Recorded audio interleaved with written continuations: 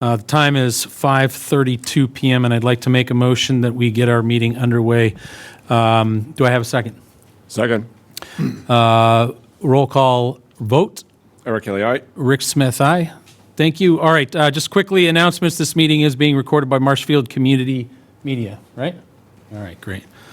All right, let's all stand for the pledge. Pledge allegiance to the flag of the United States of America, to the republic for which it stands, one nation, under God, indivisible, with liberty and justice for all.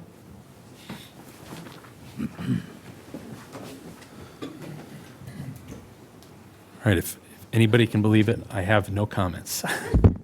I have nothing to say right now. We got a jam-packed agenda for tonight. There's always the next time. There's always a next, that's right. Mr. Kelly, any comments from you?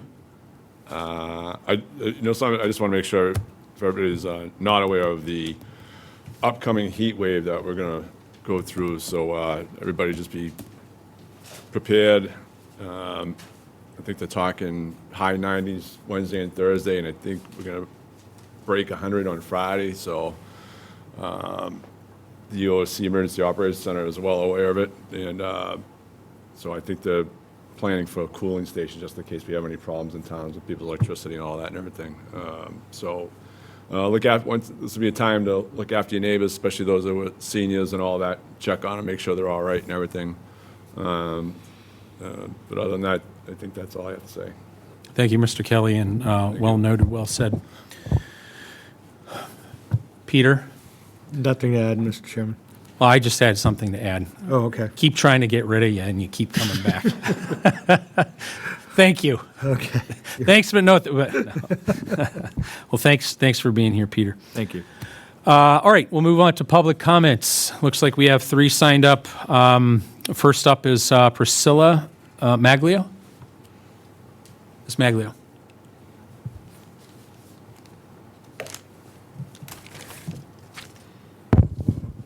Okay, I live on Arlington Street in Marshfield. My name is Priscilla Maglio. Is this microphone on? Yes. Yes, ma'am. Okay, my comment is regarding public safety. And I got an education on June 26th when my neighbor was burning a bonfire that went higher than his back door, was less than 5 feet from his propane barbecue grill with a 3-month-old baby in the house. And what he's burning is logs that fell down during the storm this winter that were piled high, very, very high. There's no other way for him to get rid of these logs except to burn them. Okay. Now, I saw it because I went out to check and make sure everything was locked outside. That's how I saw it. It was at night. It was at 8:30 p.m. that I saw this. Now, everybody else was in their house. Nobody saw it. Nobody called the fire department. And my husband was telling me, don't call the fire department on him. Okay. I waited till 9:30 or 9:18 p.m. and I dialed 911 because the fire wasn't any lower. He was still feeding it and he was raking things into it. And I couldn't find the fire department number. We don't have a phone book anymore that gives us the number. So anyway, I understand. I didn't see this. I just went in the house. The police and fire responded and left. I did some research after this incident. The fire department and the police department told my neighbor to extinguish his fire right then. When I went back out at 10:30, the fire was still going. My problem was, I'm in a butter. I was afraid the fire was going to come over to my land or catch the trees on fire, which I have and he has. And also, I was afraid the fire would spread during the night because fire can spread under the ground. It can follow tree roots and whatever. So I went to the fire station and spoke with Captain Bill Shields, who was surprised to hear that the fire was still going And I spoke with him for a long time, and when he was the only one in the fire station on South River Street, except for the lady who answers the telephone down there. Anyway, 2 guys came in from an ambulance run, and he asked them to go out and check on the fire again and to extinguish it. So they went down to extinguish it. My point regarding this incident is that it should have been extinguished the minute the fire department got down there. They shouldn't have gone away and left it to him to put the fire out. I couldn't go to sleep. Okay, so I was told by Captain Shields that the fire department doesn't do very much about this, except the person involved might get a citation. There is an open burning law from January 15th to May 4th. This was outside of that time period. It was June 26th. So there's no arrest ever involved. It's not a criminal offense. Therefore, I went to the police department and spoke with people down there. I spoke with first the secretary who wanted to handle the situation. Then I got to speak with Officer William Morris. Then I spoke with Brian Tingsley. And they informed me that only the fire department takes care of this. Even though the police do respond, only the fire department does do anything about this. It's within their prerogative to handle this situation, not the police department. You can't issue a summons for this kind of offense. And even though it's against the state law to be burning at that date, the state doesn't require that a summons be issued, and there would be no arrest. Okay. I was also told by the police fireworks are looked upon in a similar way. If someone is shooting off fireworks, Ms. Maglio, I going to stop me, okay. apologize to interrupt you. I wanted to hear what you had to say as it relates to a potential safety issue, but... The safety is also on my street, Arlington Street, and throughout Kent Park. There are no signs saying what the speed limit is. That street is, we have all kinds of traffic on the street. We have many young children from the age of 1 to 15, okay, riding around on bicycles and little motorized cars of their own. And they go with their mother, they walk dogs, whatever. But people don't see everybody. There are no stops. There's a couple stop signs in Kent Park, not many, okay? There are no signs that say so many miles per hour, okay? So it's not safe in Kent Park, and it's also extremely noisy when there are fireworks going off and people are speeding up and down the street. Amazon trucks, FedEx trucks, all day, all night. Workmen all day, all night. And therefore, I am requesting that somebody put some safer situation into place in my neighborhood and throughout the town. I think the rest of the town needs to also be protected. That's all. Thank you, Ms. very Maglio. much. Appreciate Okay. it. Thank you very much. Next up, we have Mark McDonald. With all due respect, I'm going to pass until the chicken issue comes up. And I just put my name down, so if I was going to speak, I would have the opportunity to speak if you guys were going to ask me to.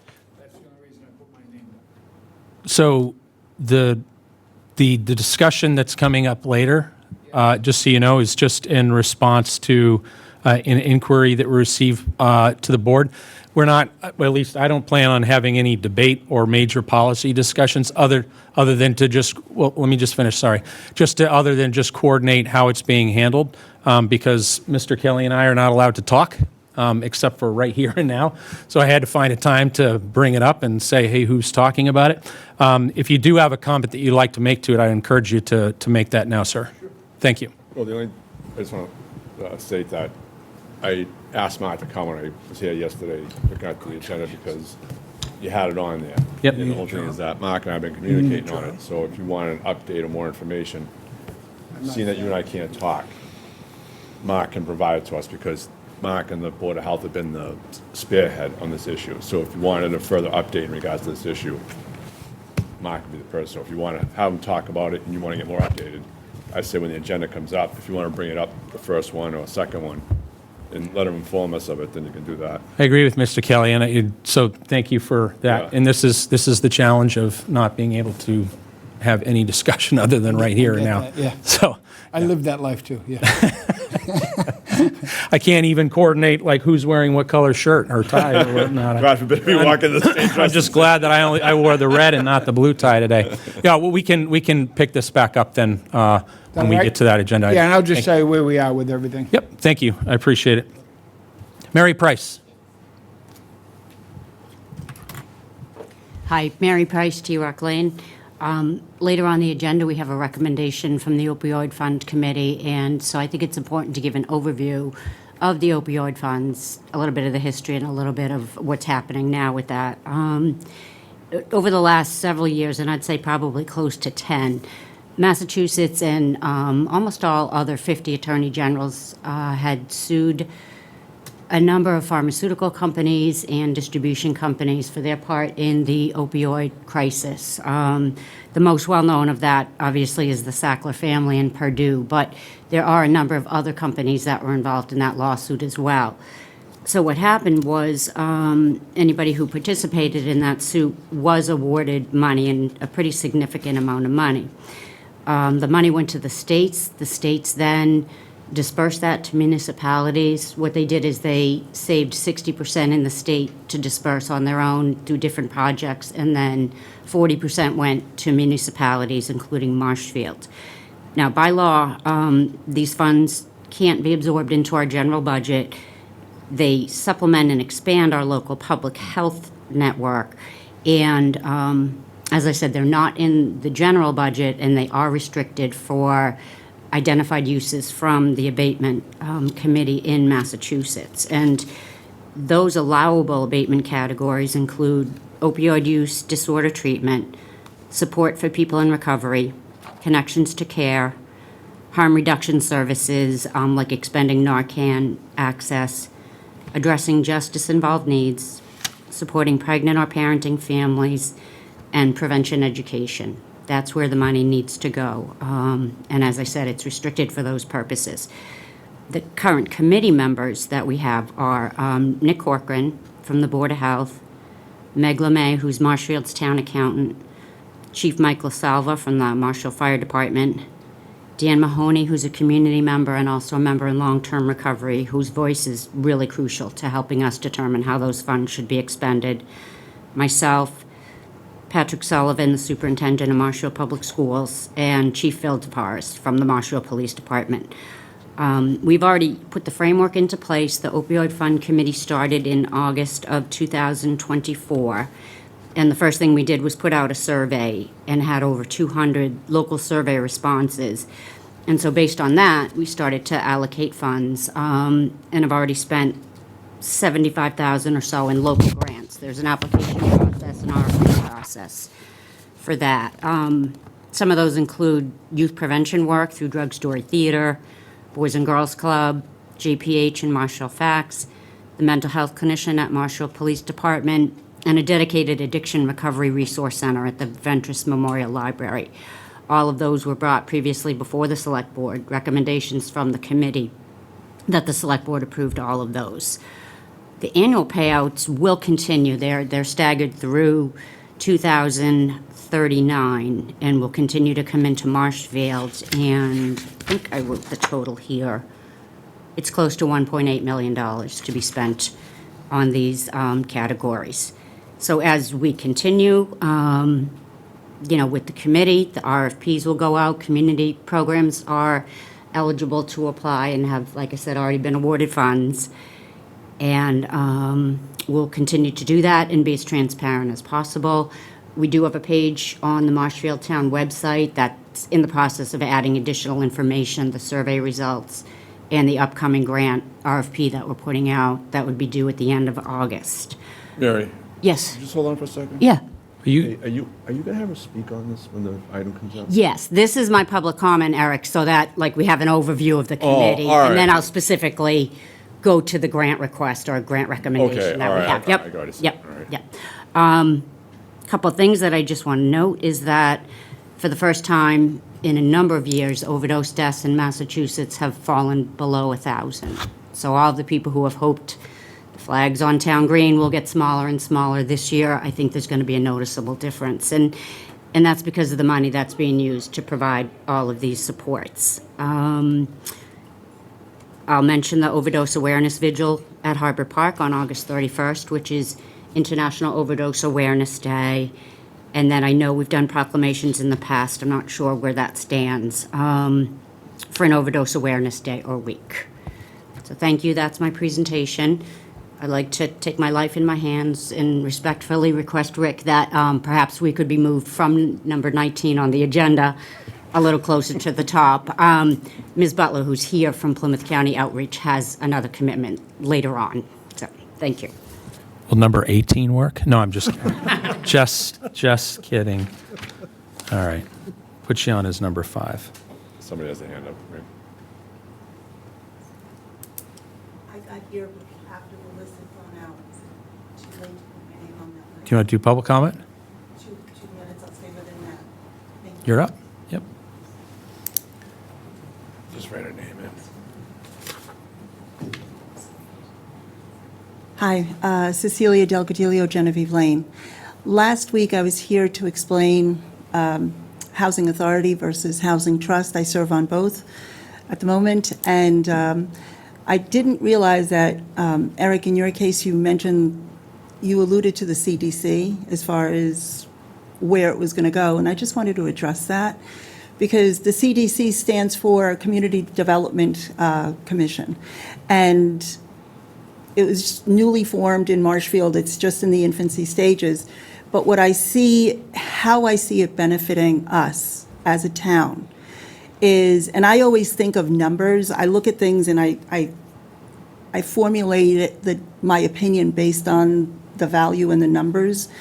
And if you're concerned, and I'm not assuming it is, but I think it might be, your concern, Eric, about the 40B, the whole MBTA thing, if we're going to create a CDC, that would put us ahead of everything instead of trying to always catch up. 2 examples I'm going to give you. Winslow Village. It was recently sold to a company in Tennessee. If the CDC existed, Winslow Village could have been purchased with CDC funding. And the funding would have come from like banking or other resources, but it could have been purchased and maintained. I'm not saying it's being changed, but we've taken a risk having an outside company with no connections to Marshfield, for example. We don't know if it'll ever change, but at least we would have control had the CDC existed and was able to purchase it. Another property that I'm concerned with is on Ocean Street, further up towards Ocean Bluff. A property that has, I believe, 14 apartments, 2 buildings. They're one behind the other. The rent for those residents has gone up by $900 per apartment. And they were told that they needed to be out by June 1st or pay the $900 difference. I know 2 people that live in that development. They had to scramble to look for other housing, and I asked who is staying. Did anybody agree to pay the extra $900? And I was told, yes, 1 or 2 other residents stayed, and they're elderly, and they're not moving because they cannot afford to move. But yet now they're stuck paying $900 extra out of their budget. If the CDC existed, it would have had the ability to purchase that property and maintain the residents there at an affordable rate, because it's not a for-profit organization. So I just wanted to address that, because if we're talking about MBTA with the state and everything else, let's say it's 100 apartments and they require 10%, we still have 90% that in the future we have to catch up with. If we had the CDC and were able to purchase 100% of Winslow Village or 100% of this other property, we would be ahead of the numbers consistently. So we would kind of be ahead of the state. No matter what they threw at us, our numbers would still be high to our benefit, and we would have control. That's how I see the CDC functioning for us. And that's how it was described, both in writing, and that's my intention of keeping it in that direction. I just wanted to address that, if that was okay. Was I clear? Thank you. Thank you. Point of order. Can I make a point of order on myself? I think I can, right? I know the public comments are restricted to 2 minutes, that they've been restricted to 2 minutes. We also have a longstanding rule that they don't exceed 15 minutes. I've noticed that, at least since I've been here, that we typically don't get more than 4, maybe 5 people that come up to speak. So I'd like to, we should discuss at some point, maybe extending it out to 3 minutes, giving it a little bit longer period. 2 minutes is a very short period of time, but we can tackle that later. Okay, first discussion item on the list. Where is Deputy Chief Corbo? Come on up, sir. Have a seat.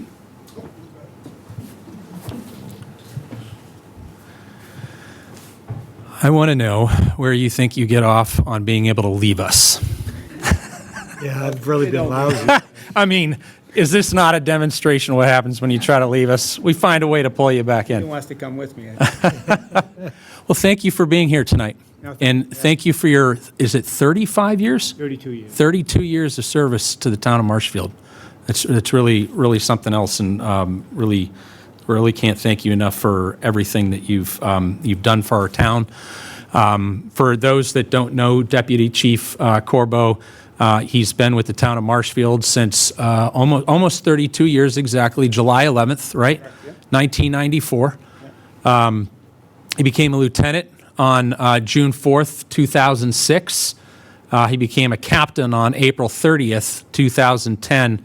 And then on the 15th of March, the Ides March, 2020, he became Deputy Chief Corbo.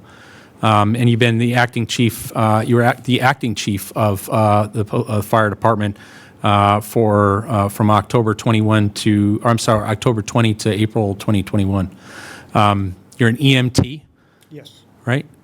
You're 4 years on the dive and rescue team. Correct, yeah. That must be fun getting to go out and scuba dive for work, right? It's really fun. As long as you're not having to rescue anybody, right? And my understanding from Chief LaSelva is you're a terrible person. We shouldn't say good things about you at all. No, Chief LaSelva, I have to tell you, speaks the world of you, as I know the rest of the department does as well. And that's evident from all of the folks that showed up here tonight to just express their thanks and appreciation for you and for your service by being here in person. We have your wife is here? My wife, yep. Wife. And my daughter Jessica and my son Joseph. Very good. Well, thank you for being here. Your father has been an amazing servant to our community, and we truly appreciate it. We know that for him to serve the community meant that all of you willingly or unwillingly had to serve our community as well through all of the nights and days and time that he had to give up to our town. And I just want you to know how much we truly appreciate it. Mr. Kelly. All I'm going to say is that in my short time here, it's been a pleasure to meet you, Deputy Chief Corbo. I wish it could have been a longer period of get to know you, but I don't blame you. If I was in your shoes, I'd probably want to get out of Dodge myself, right? The way things are going. So I wish you and your family well. happy and relaxed in retirement, and hopefully run into each other sometime soon. Deputy Chief Corbo, I'd like to make a motion that the Select Board approve a citation from the town of Marshfield that will read to you, that will read as follows. The Commonwealth of Massachusetts, Town of Marshfield, presented by the Select Board to Deputy Chief Tom Corbo. We hereby honor and thank you for your commitment and service to the Town of Marshfield's Fire Department. We wish you well in all your future endeavors. Witness my hand and seal of the Town of Marshfield on this day, Monday, June 29th, in the year 2026, signed Chair Rick Smith and Vice Chair Eric Kelly. Do I have a second? I will second that motion. Any discussion from the board? None. Seeing none, majority votes. All those in favor say aye. Aye. Aye. Can you do a picture with us? Sure. Let's do it. You guys want to come up on too?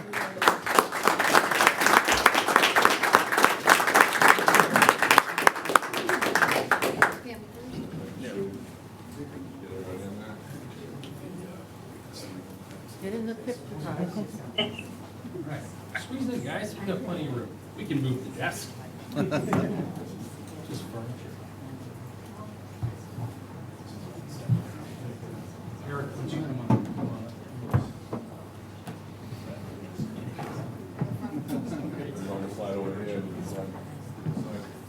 Yeah, I can stand, yeah, if you want to flank over. Actually, why don't you stand, sir, if you come on over here, and Eric. Oh, Nancy, right? Hey, Nancy, do you want to stand on his other side?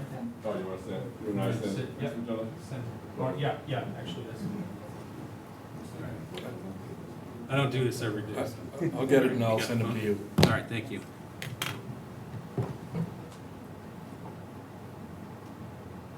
Terrific. Thank you. Thank you.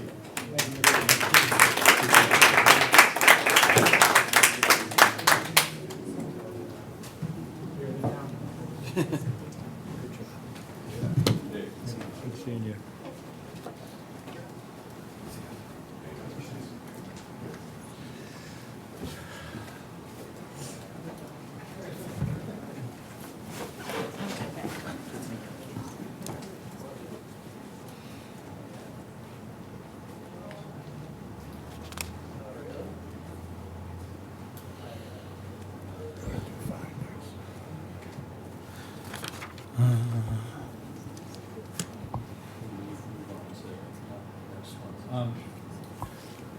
All right, so next up, wanted to move to agenda item number 20, which is a discussion on vote. The town of Marshfield recognizing June as Pride Month. So June is Pride Month in Massachusetts as well as all across the United States, and a recognition of the contributions and the hardships that the LGBT community has had throughout our nation, and in fact, the world. So I'd like to make a motion that Marshfield recognize June as Pride Month and recognize the outstanding contributions LGBT people have had to our great nation, our state, and our town, and that Marshfield also stand in solidarity with the many LGBT people who live in dozens of countries worldwide that punish, imprison, or even execute individuals on the basis of their sexual orientation. Do I have a second? I'll second it. All right, I'd like to make a motion, or I'm sorry, any further discussion? Yes. Go ahead, Mr. Kelly. Everybody knows kind of where I stand with all this, for the most part, I believe. I think the one thing different than the last couple of years is you, Rick, in your honorary service as a former Marine to our country, and I was thinking about it this month. I'm like, geez, Rick hasn't brought this up at all. I was like, and then all of a sudden he mentioned it last week. And whole thing is, I look at it is especially you as a former Marine and a proud veteran of our country, to recognize our whole month for a particular group. In my opinion, Rick, I think is a disservice to all our veterans, in my opinion, especially those who have served proudly over the years, defending our nation and everything. And, I figured maybe instead of recognizing the whole month, you probably, if you wanted to appease the individuals in town on this, you'd say, look, maybe I'll go with a day or something like that or whatever.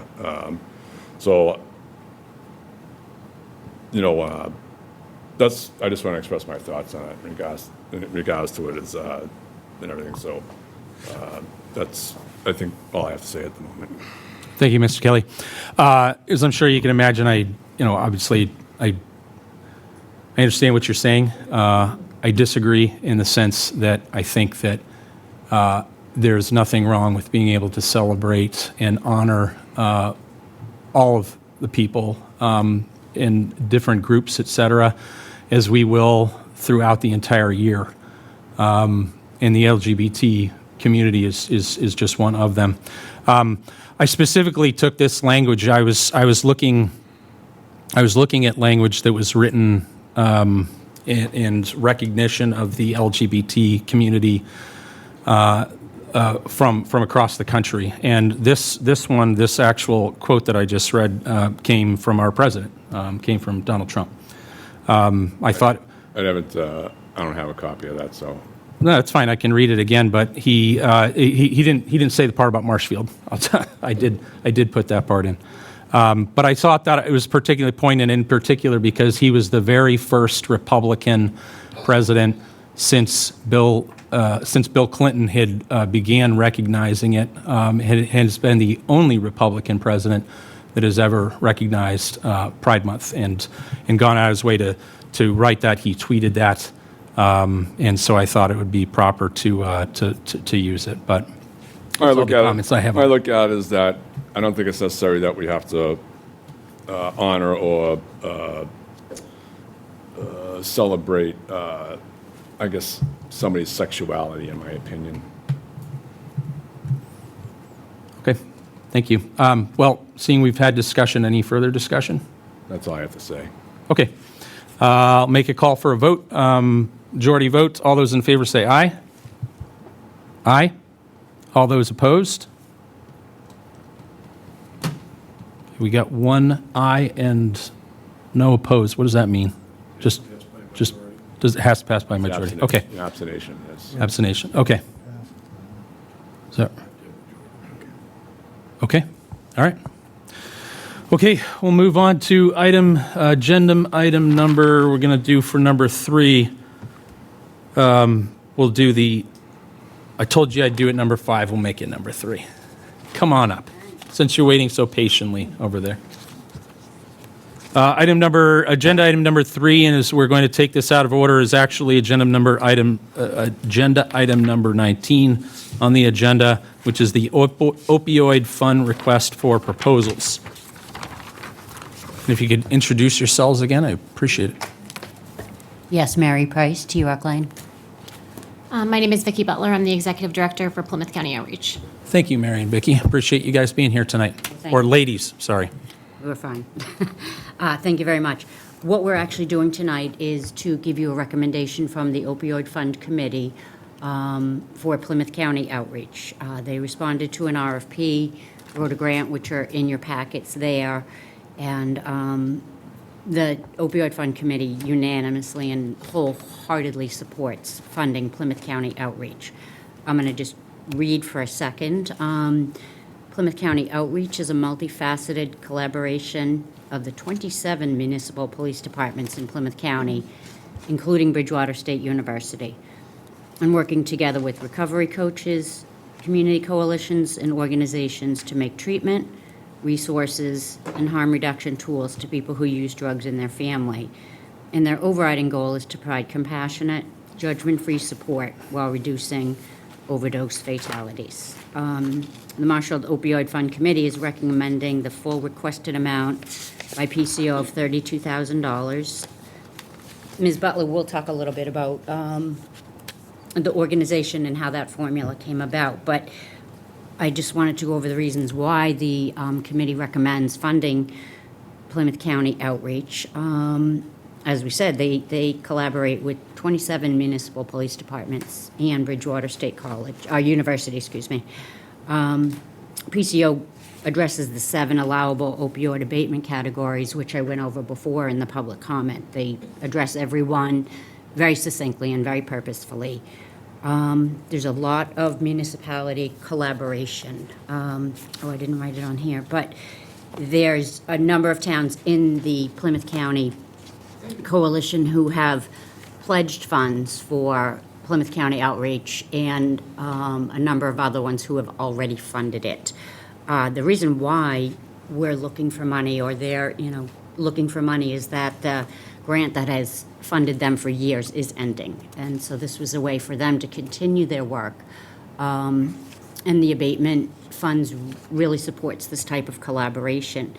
It also may allow, depending on what the state decides to do, them to obtain matching funds from the state portion of the opioid fund money that will match contributions from opioid-funded communities who collaborate with them and give money.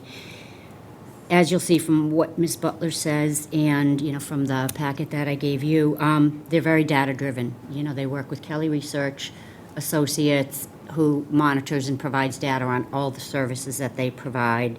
And one of the big things that Plymouth County Outreach does is they derive a lot of their programming, or much of their programming, on people with lived experience who are either struggling with substance abuse now or have struggled with substance abuse and are on the path to recovery, and their families. So as I said, we wholeheartedly support using opioid fund money, which again, as I said, does not come from the general fund. It does not affect the town budget in the least. This is restricted money that's already here and will continue to come into the community until 2039. So I'm going to turn it over to Ms. Butler to answer any questions or give you an overview. Yeah, I'll be brief, and then if you guys have any questions, I'm happy to answer them. I always like to start this with talking about why I do this work. So I'm a person in long-term recovery from heroin addiction. I've been in recovery for 13 years, and so that's what brought me into this work and why I continue to do this work, because it wholeheartedly means a lot to me. I've lost a lot of people. I've seen the way it impacts families and children, and so that's why I continue to do this work. Our program has been in existence for almost 10 years, so we've had complete countywide buy-in for that whole 10 years. We are also a national mentor site for the Bureau of Justice Assistance for people around the country. So we have police departments from around the country that come here to Massachusetts to learn from our program, to bring that back and implement it in their own communities. Since 2017 in Plymouth County, we have recorded a 61% decrease in fatal overdoses, and that is definitely in part to Plymouth County outreach, but really the collaboration that takes place. So the fact that we're able to work with Marshfield FACS and all of the other community coalitions has really made an impact and helped us to expedite the way we're able to get services into the community. So we do post-overdose follow-up visits.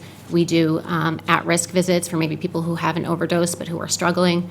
We have a drop-in center located in Kingston if transportation's an issue. We also have an account with Lyft so that we can remove that barrier that's preventing people from getting to us.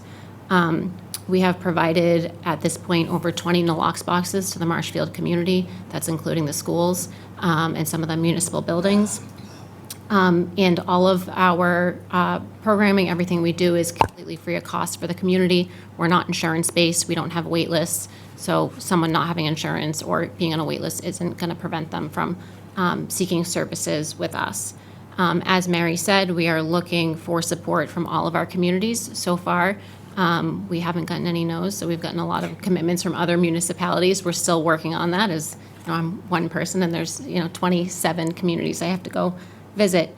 And then I'll just end with, I think this came as a shock to me and maybe to some of you, but in seeing our data, Marshfield several years has been in the top 5 and top 6 hardest hit communities out of those 27 communities, making the continuation of this work critical, particularly in the Marshfield community.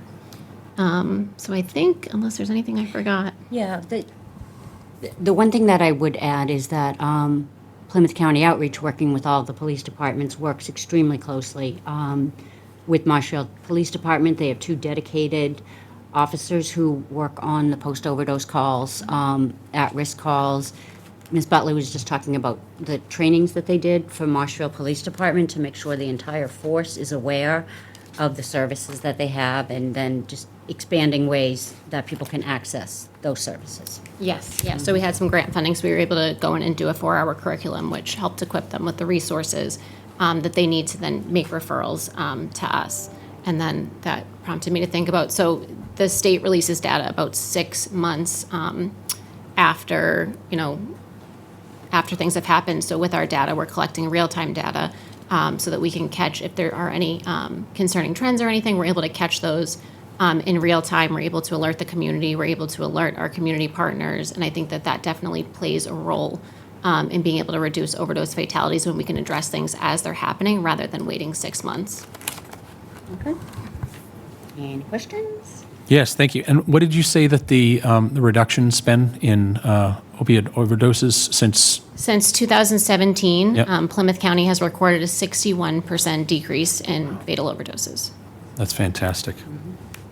Well, thanks to people like yourself and the incredible work that you're doing, and everybody on the opioid committee that I know is working with you together on this to address this issue. And to your point, we have been one of the hardest hit communities, and I appreciate your focus on this. When are we expected to hear back from the county? From all of the communities? This is in a grant application, correct? Yeah, the grant application goes to the Marshfield Opioid Fund Right. Committee. We review it and, determine whether or not we recommend to you, because the select board actually has the final decision on those funds. We're an advisory committee, and then you're the determining. Got it. Okay. to approve All right. the funds. Okay. I don't have any other questions. I had a chance to read through it earlier and appreciate the work that you're doing. Thank you. I mean, I read it as well. It's, the whole thing is that just trying to get an understanding of it. And I think both of you doing the presentation, I got a little bit more understanding of the program. So, if I'm correct, you're looking for us to approve funding to go to the PCO, the Plymouth County Outreach Program? Yep, in the amount of $32,000 that comes from the opioid fund. Okay, and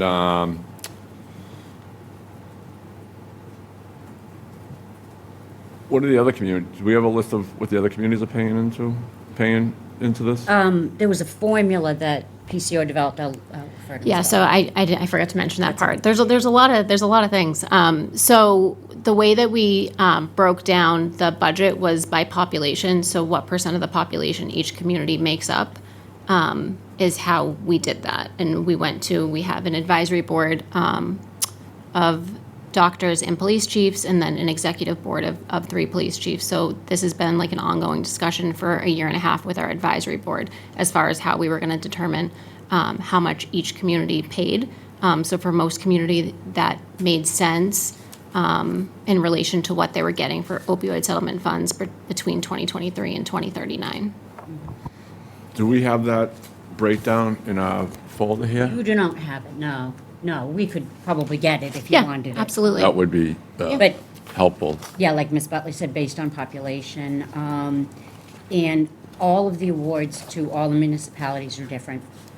There's a very, very wide range of awards that the municipalities got. Like, if you took a town like Plimpton, for example, 1, their population is lower, and 2, their award amounts were lower from the state. So I know it was very thoughtfully done of how to request from the various communities. Plymouth would pay a higher percentage. What was it, like 5%? I don't recall the number, but Yeah, I don't want to misspeak. Right, yeah. But yeah, I can absolutely get you the breakdown. Yeah, so I guess what I'd be looking at, as Mary was just talking about, is I guess what the amount the state awarded each community, and then I guess the population of each community, and then what you determined would be the amount each community would grant Is to the requested. PCO, right? Sure.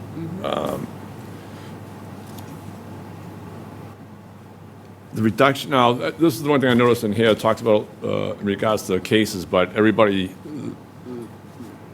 you two and as well as what's in here, everybody's basing this looking at this as a reduction in fatalities. And that is great and all. So, but the whole thing is that reduction in fatalities because of Narcan and the other drugs that when someone has an overdose that it has the ability to keep them alive even in the hands of a private citizen? I mean, what reduction in fatalities? Can you give me a breakdown in regards to, or understanding in regards to when you talk about reduction of fatalities, what is the cause of that reduction of fatalities? Yeah, so, I mean, I don't think we could pinpoint exactly what the cause in the reduction is. I think certainly Narcan plays a role in that.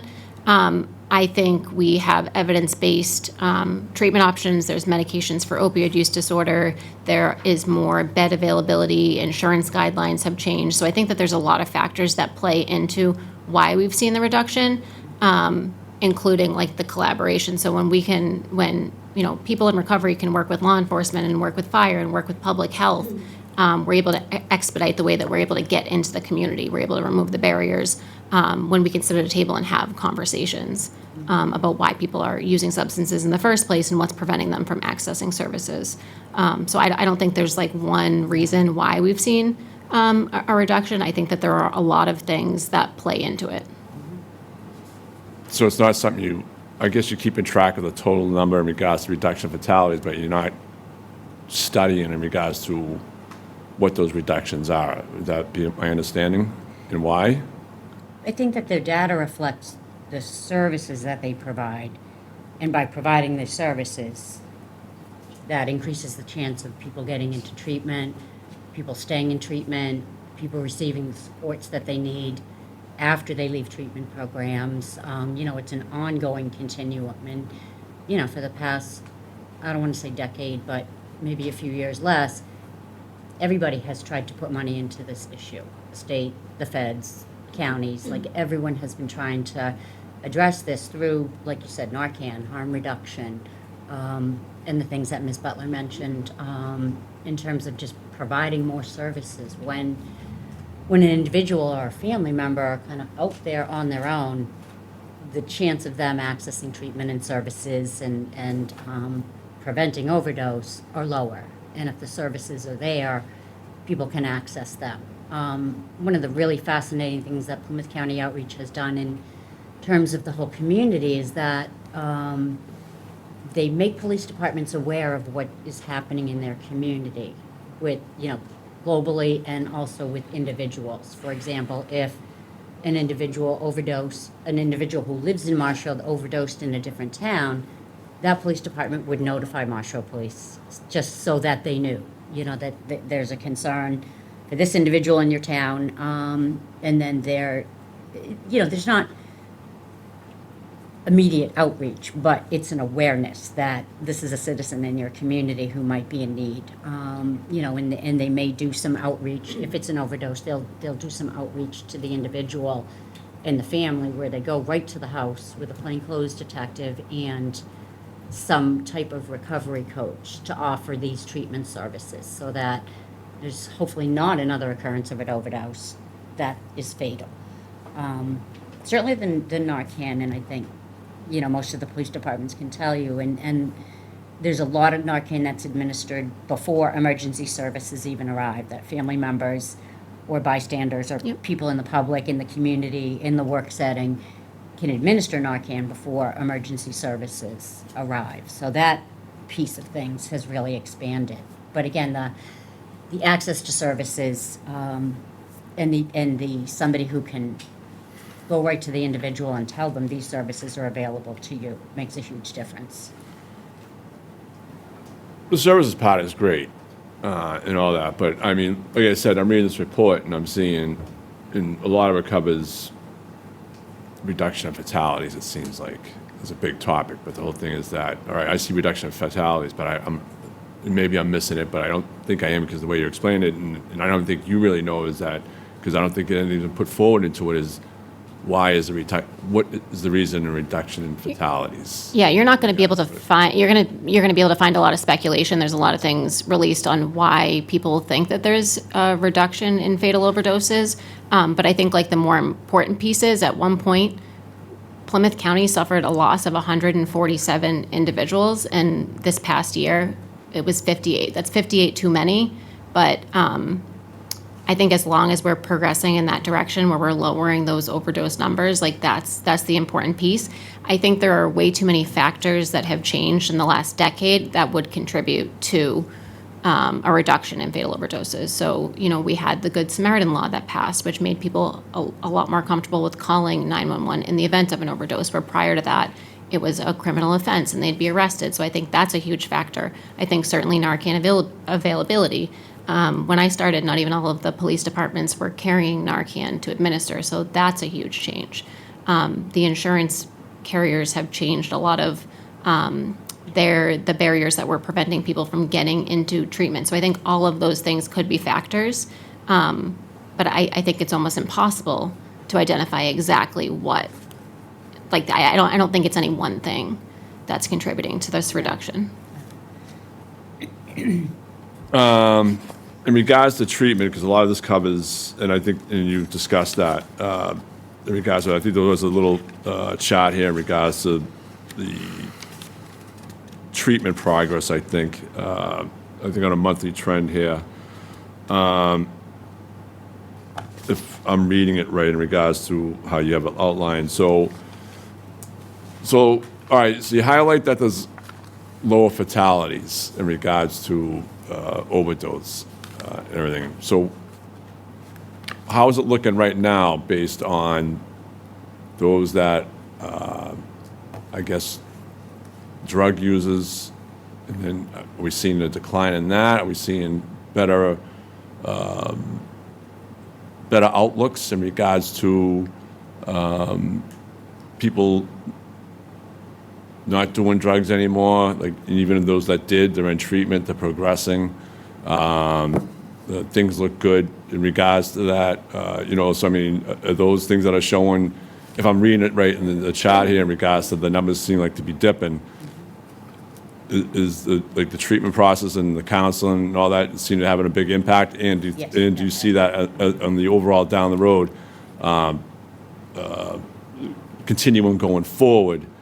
Especially where you mentioned, I think Marshfield was hardest hit. So how does it look for Marshfield? As you mentioned, Marshfield was hardest hit in regards to what you're seeing right now, in regards to, all right, there's less fatalities, but the whole thing is that in regards to the treatment process, and then those people being treated, and I guess you can never say they will never be addicts again, but they'll.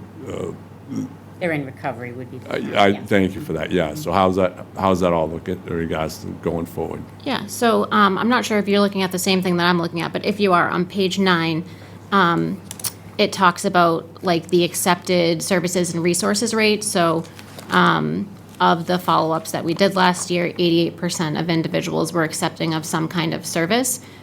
We don't track the treatment data, so if someone enters treatment, unless we're in touch with them after that, a lot of people we are in touch with, we wouldn't know because that's HIPAA guarded information.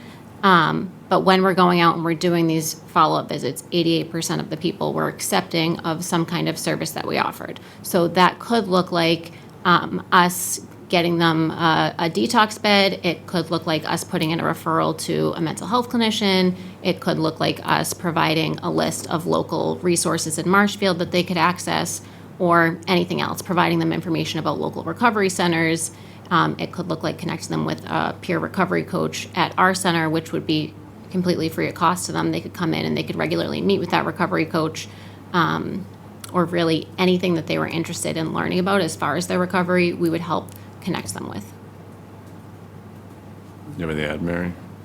No, I mean, I think that's the amazing part of it, that, it's huge, obviously, the impact on the fatal overdoses, and the reduction of non-fatal overdoses. But it's super important to focus on exactly what you were just saying, people who get into treatment as a result of the work that Plymouth County Outreach and I'll just say Marshfield Police Department in this case, provide to individuals. So I guess just looking at this, and I think if I'm understanding you correctly, the numbers look good, but like on the overall, like people that OD'd or have an addiction, I guess you could say, like looking at it right now, especially here in Marshfield, I guess, do you see a decline in that in regards to people that are being treated, recovery, and then a decline, I guess, in regards to the use of these drugs and all that? I mean, or is this, you still see like an uptick in it? I mean, what's the overall picture looking like here for Marshfield, do you think? Yeah, so we're definitely seeing a reduction in not only the fatal overdoses, but the non-fatal overdoses as well. We also regularly are seeing an increase in at-risk referrals, which is a more proactive approach. So that's people actually seeking help and assistance before the overdose occurs, which is definitely, a more proactive option. And we do, I don't have a statistic on it, but we're seeing many people enter recovery. And then if they happen to return to use at some point, like, we're going to help them as many times as they need to get back on that road to treatment and recovery.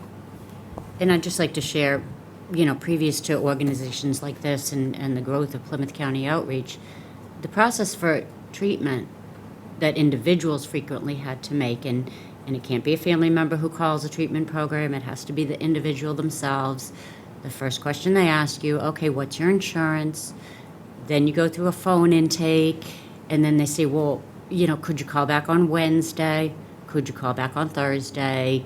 We'll put you on a wait list. It was a horrific process. And to have people like Plymouth County Outreach, who works with the treatment programs, to be able to call and say, we have a referral for you, and facilitate that process smoothly. Because you can imagine people get discouraged. I had a conversation with a friend of mine recently who also had a son with a substance use disorder, when they say, well, can you call back at 3 o'clock? And they're sleeping at 3 o'clock, and you're frantically trying to wake them up to call the treatment center back at 3 o'clock. It was a horrendous procedure, and they have made it so much easier to access treatment right away.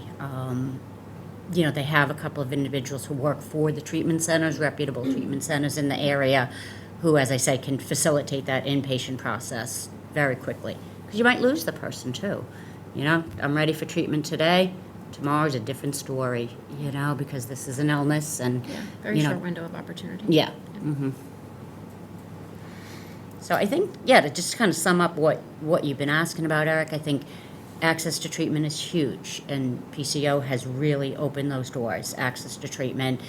And it's not just going to an inpatient detox program. It could be outpatient program, it could be counseling. There's a number of different ways that they help people get into treatment, because everyone's different, and some people will accept one thing and not accept something else.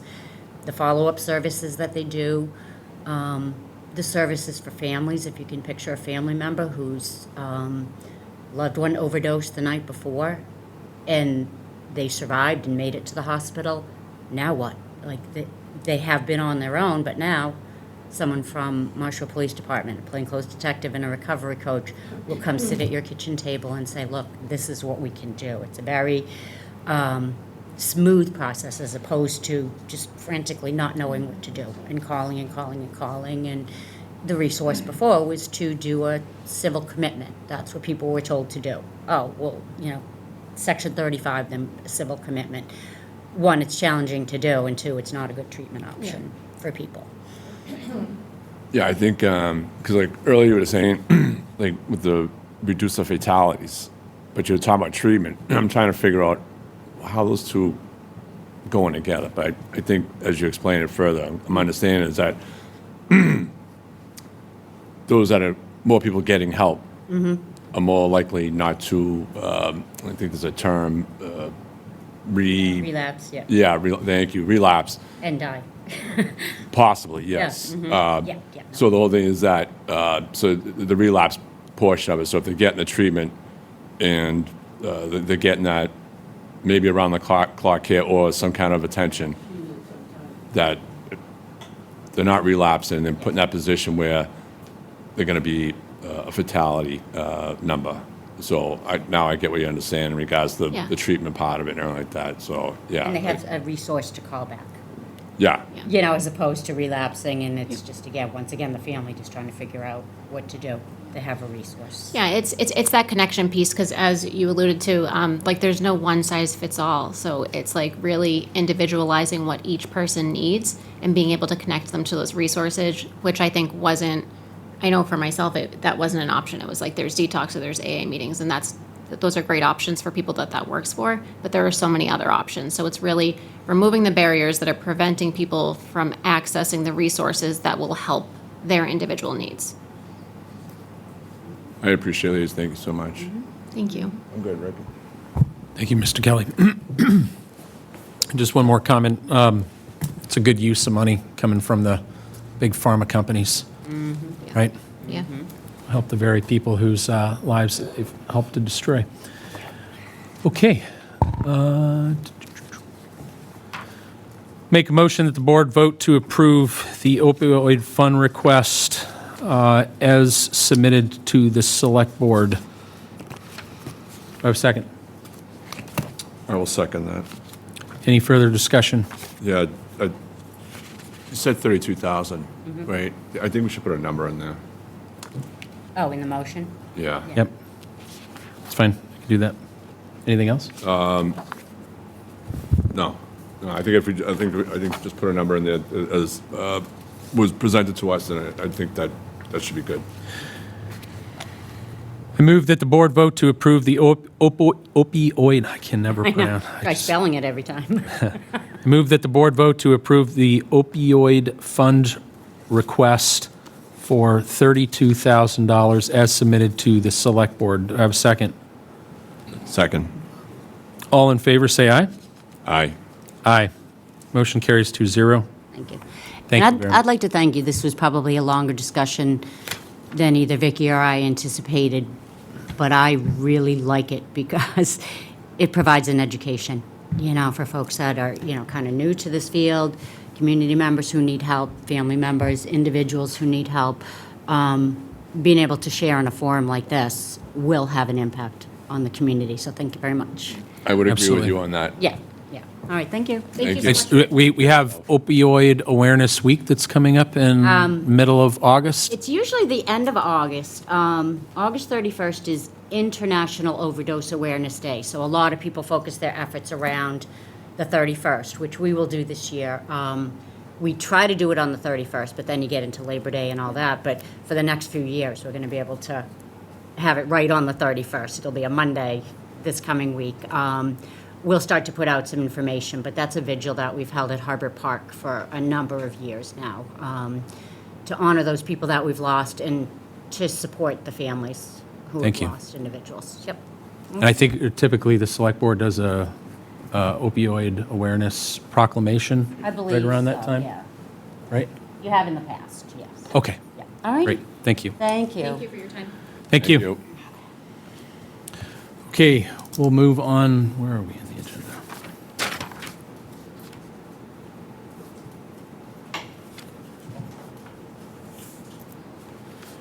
We're going to move to item number 21 in the agenda. We're going to move that up.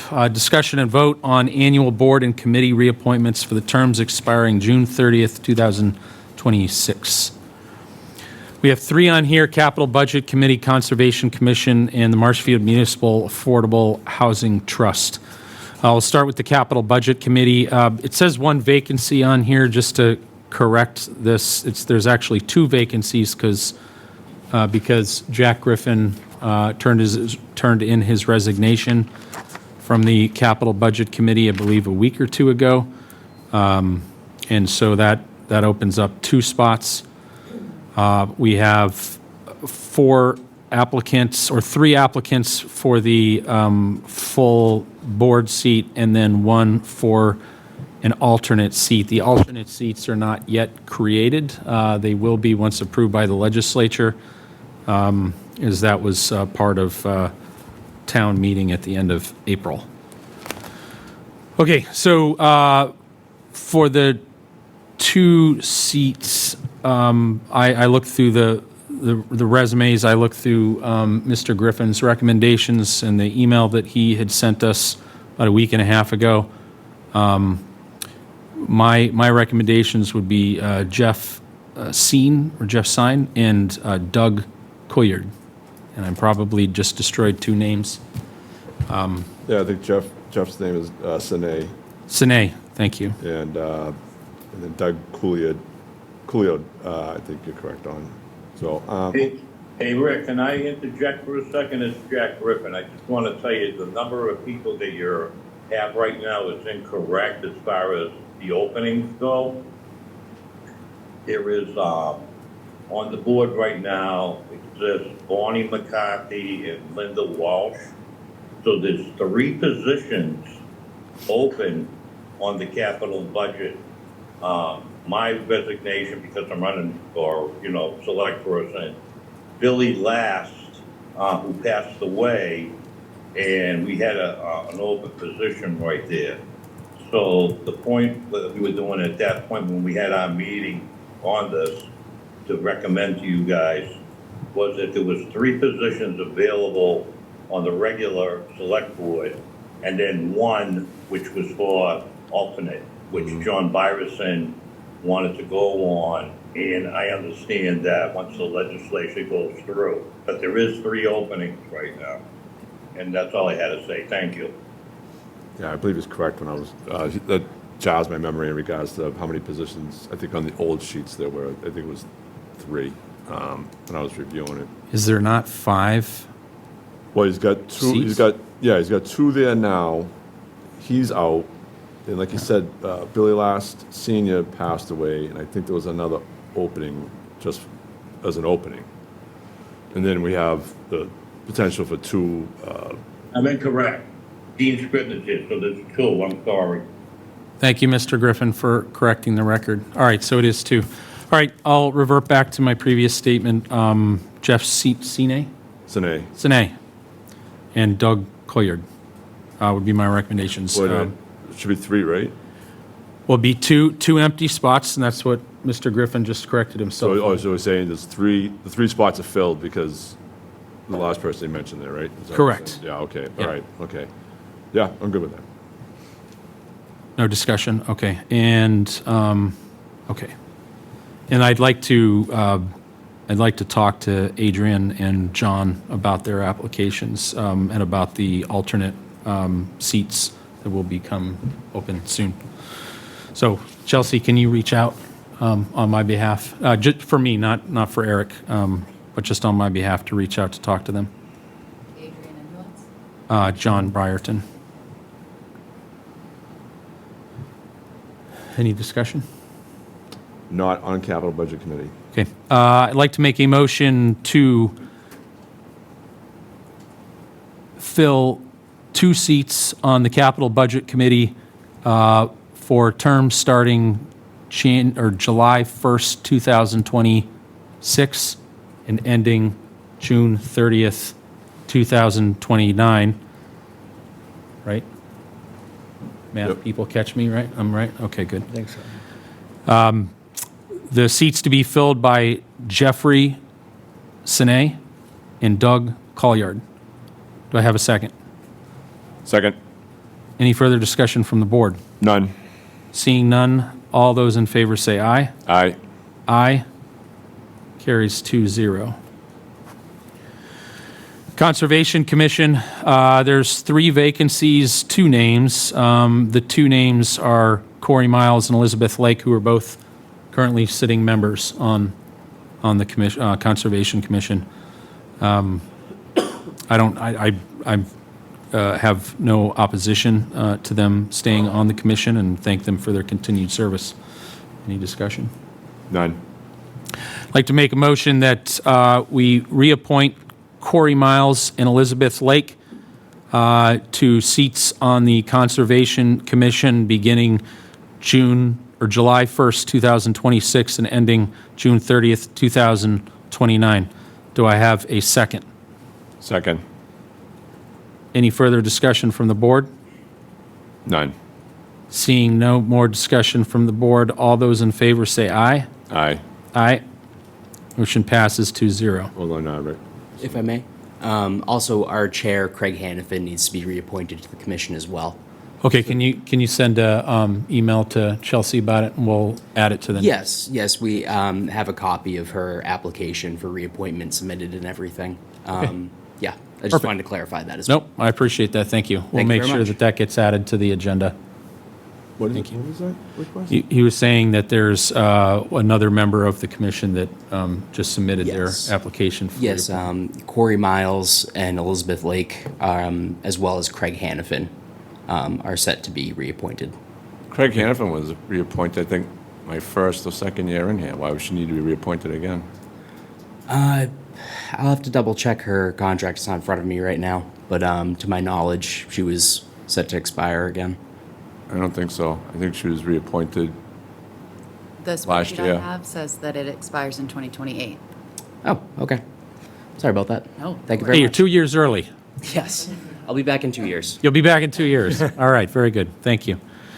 All right, next, Marshfield Municipal Affordable Housing Trust. We have 3 vacancies and 3 vacancies and 3 applications. 3 applications from 3 from the 3 people whose vacancies are created by them. Their terms ending, which is Carrie Richardson, Cecilia Delgadillo, and Mark Huber. I have no opposition to these 3 applicants. Any discussion, Mr. Kelly? Yeah, I need to look into between Carrie Richardson and Cecilia Delgadillo in regards to their, between being on the housing trust and the elected position of the Marshfield Housing Authority. I do have concerns in regards to some tie-ins with those 2 positions, as well as I think Quincy Housing Authority, especially with the article that was brought forward in April, I think, for town meeting. So I'm good with Mark Huber, but as of right now, I have to delve further into Kerry Richardson and Cecilia Delgadillo in regards to the relationships, in regards to my concerns that I think there's some conflicting issues, in my opinion, putting them back on, especially with on the Housing Authority. Not the housing authority. Okay, so the way that this will work, because I understand what you're saying, but and I understand you need more time for homework too. So we'll table Carrie and Cecilia's renewal, which means that for now they'll stay in place until it's either renewed or their term is voted down. Well, if you want to take a vote to extend it to a certain time, but you just can't automatically say that they're going to be carried forward unless we authorize an extension. If we don't authorize an extension, then June 30th, that's the end of it for them. I don't agree with you there either. I don't think that that's factual. Mr. Galvin, can you educate us on continuity of government, please? Sure. There's a holdover requirement, Massachusetts law, that until there's a successor appointed, the person that holds that board, committee, or office continues to serve unless they don't want to, until there's a qualified appointed person. Can you state that Mass General law, please? It's case law, it's not a, Oh, all right, so it's not Mass General law. Now it's case law? it's widely accepted, and I can find the case law if you'd like.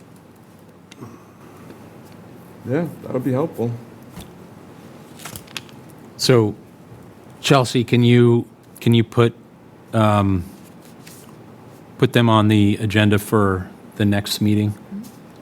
And then we'll go ahead and move forward with Mr. Huber.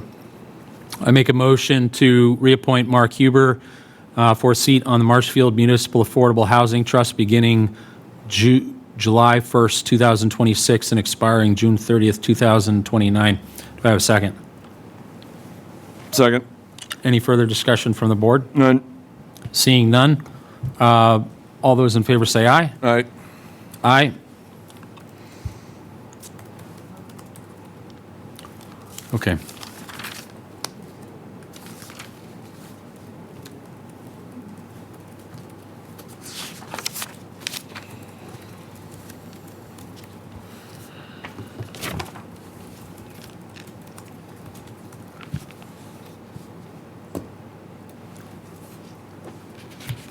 We'll move next to agenda item number 5 on the list, which is the discussion on policy limiting number of chickens and ducks allowed in residential neighborhoods. Mr. McDonald, you wanted to speak? Sure. All right. All I wanted. Well, no, come on up to the microphone. So, well, let me preface this conversation by saying that the reason why this is on the agenda is we had a resident reach out to us who's concerned about noise levels. Actually, I don't know if it was noise or if it was infestation, rats, and that sort of thing, as a result of a large number of was it chickens? Yep. Chickens and ducks. Yeah, chickens, ducks, and Chickens and ducks on their property. So this isn't or at least I'm not here to debate or spend an hour going through all of the different pluses and minuses and discussion on Marshfield's right to farm and all of that stuff. I put this on the agenda more because it is something that came up. Residents reached out twice now, is looking for us to respond, and being as Eric and I can't talk to each other other than sitting right here, I thought it made sense to say, who wants to take it? It was literally as simple as that. I understand that you might have already been looking into this. I Yep. heard, okay, great. So do you want to continue to follow through with it, and what's your thinking in terms of next steps of being able to? as far as I'm concerned, when I reached out to the complainant, and then I reached out to Chief DeVars, and Chief DeVars is kind enough to, I think, either he or the ACO research some other towns' bylaws in regards to this, especially those that are right to farm bylaws.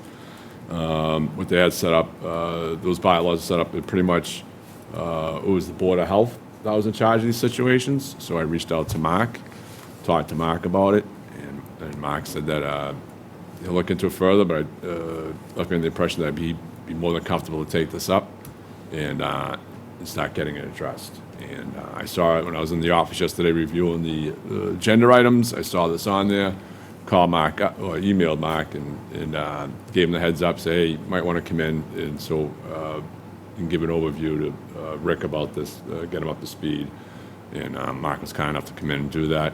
So I'll just leave it I'll leave it in Mark's hands to give an overview for this, because I've been more involved now than I have been in regards to the situation. So I appreciate him coming in. He can just give you and the general public an overview of what's going on between the Board of Health and staff and the person that filed a complaint and the person that the complaint was filed against in regards to how they're cooperating with this whole situation, I guess. Okay. Would it be fair to say, Mark? I appreciate you being here, Mr. McDonald, and again, just for anybody listening or watching, we're going to keep this strictly factual and based solely on information that we have today as means of educating myself, and then Eric and I can talk about a path forward as far as figuring out how to get to the bottom of it, so to speak. So go ahead.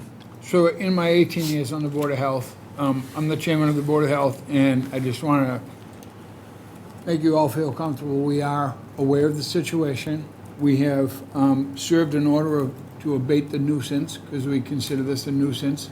We have not made any steps as far as to the limit of chickens that families can have. We're far from that. I'm looking at 4 communities right next to us, and they have no chicken-specific minimum on theirs. So I'm not sure where we're going to go with it. I just want you all to feel comfortable that we will be discussing it at our next meeting and see if that's something that we need. I certainly think that in a situation, where a lot size is less than 1/4 of an acre, I think 50 chickens is a little too much. So those are things that we're going to have to look at. I just want you guys to be aware of that. And I know Eric and I have spoken several times on this, and I hopefully I made him feel comfortable that we were on top of this. Thank you. Yeah. I've been happy about it. That's all I want to let you guys know. Yeah. And then when's this coming up? Which Board of Health meeting? Is in this next few weeks, We next have month? it, next- yeah, we're within the next couple of weeks. Okay, great. I appreciate that. If you could just keep the Select Board apprised of, And we're still working on the issue that is in front of us, which is the abatement of nuisance. and is the intention of the Board of Health to look into the situation further and then make a recommendation as far as how to proceed if there is any further action necessary? Right? Whether policy, new policy, or no new policy, or what have you? It all depends how the individual responds. Okay. Okay, thank you. And I'm guessing there's a little friction Okay. there, okay? I just want to make you all feel comfortable. No, I get it. I mean, you said chicken minimum.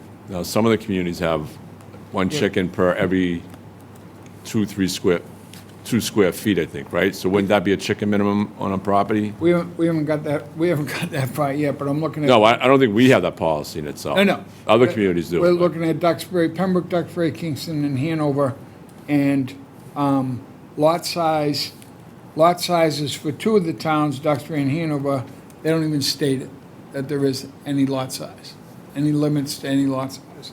So we're gonna have to look further into it.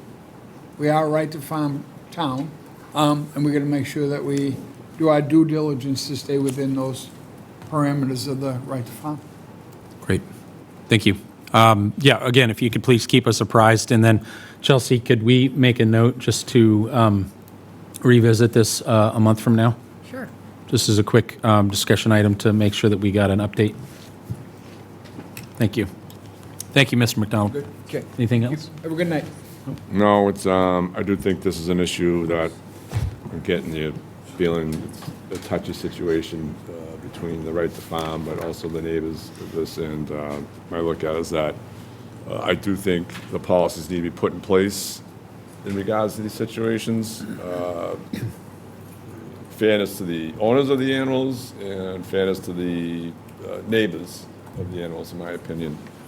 From what Mark is saying, it seems like, and I know what the chief sent me, they're fairly similar in regards to their policies in the other towns, but they are different in some aspects. So the whole thing is, I think you have to, especially, all right, property size, and then I think most communities you can have one chicken for every 2 or 3 square foot of property and all that. So people that have this may not like it, but I think where it seems to be a growing, I guess, industry in a lot of communities, I do think, because I've had my fair share last year, I think, before you got on the board, of rooster complaints. And those have been addressed, over time, so I do think it's something, I don't know if we can do it this upcoming town meeting in regards to putting a policy together, if you wanted to tackle that, and everything, but I do certainly think that it's probably come time to visit some policies in regards to the operations of these, in fairness to the owners, the animals, and the neighbors. Okay. Well, thank you. You're welcome. Well, I appreciate you jumping on it, and so we can address it and continue to follow through, so it doesn't get lost. Yep, those OML laws, so the OML laws hamper us on a communication basis.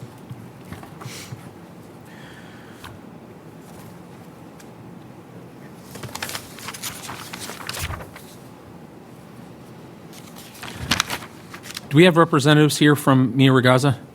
Perfect. All right. Well, let's go to that one then next, because I figured that you're probably there. That's item number 14 on the agenda, which is to approve, discussion and vote to approve a transfer of a liquor license for Mia Ragazza Marshfield Incorporated. That's correct. Good evening, Mr. Vice Chair, Mr. Chairman. My name is Attorney Frederick Grosser. I represent the applicant, Mia Ragazza Marshfield, Inc., doing business as Mia Ragazza. I think many people listening and viewing this evening, as everyone here, probably very familiar with John and Kristen Martin, the owners of Mia Ragazza, here on Proprietors Drive. Patrick Quillo is the 100% shareholder of the Mia Ragazza Marshfield, Inc., and is also purchasing the real estate along with it. You'll see in our application, we're seeking the transfer of the existing license from Mia Ragazza Limited, doing business as Mia Ragazza, to Patrick's Corporation, Mia Ragazza Marshfield, Inc., doing business as Mia Ragazza, along with the existing entertainment license as well. Ultimately, John and Kristen, since their inception of 2017, I used to have an office here on 139 and have gone to the restaurant many, many times and cannot speak more highly of them, cannot speak more in support of what they've built and built their operation and their restaurants as a family business. Patrick, much the same with his businesses. You'll see in our application, he and his wife as manager are the owners of 2 restaurants here in local Barnstable County and are very familiar and have great experience in operating restaurants and have operated their own in a family atmosphere and a family business. They fully strive to continue on with the restaurant continuity with both personnel and the operations. No change in structure or anything in that regard as well. And ultimately, I believe in you looking at the application or the exhibit, it meets all the proper criteria. And as such, we would be asking for the Select Board's approval for both the transfer of the existing license and would ask that you forward that to the ABCC accordingly. In a nutshell, that's it.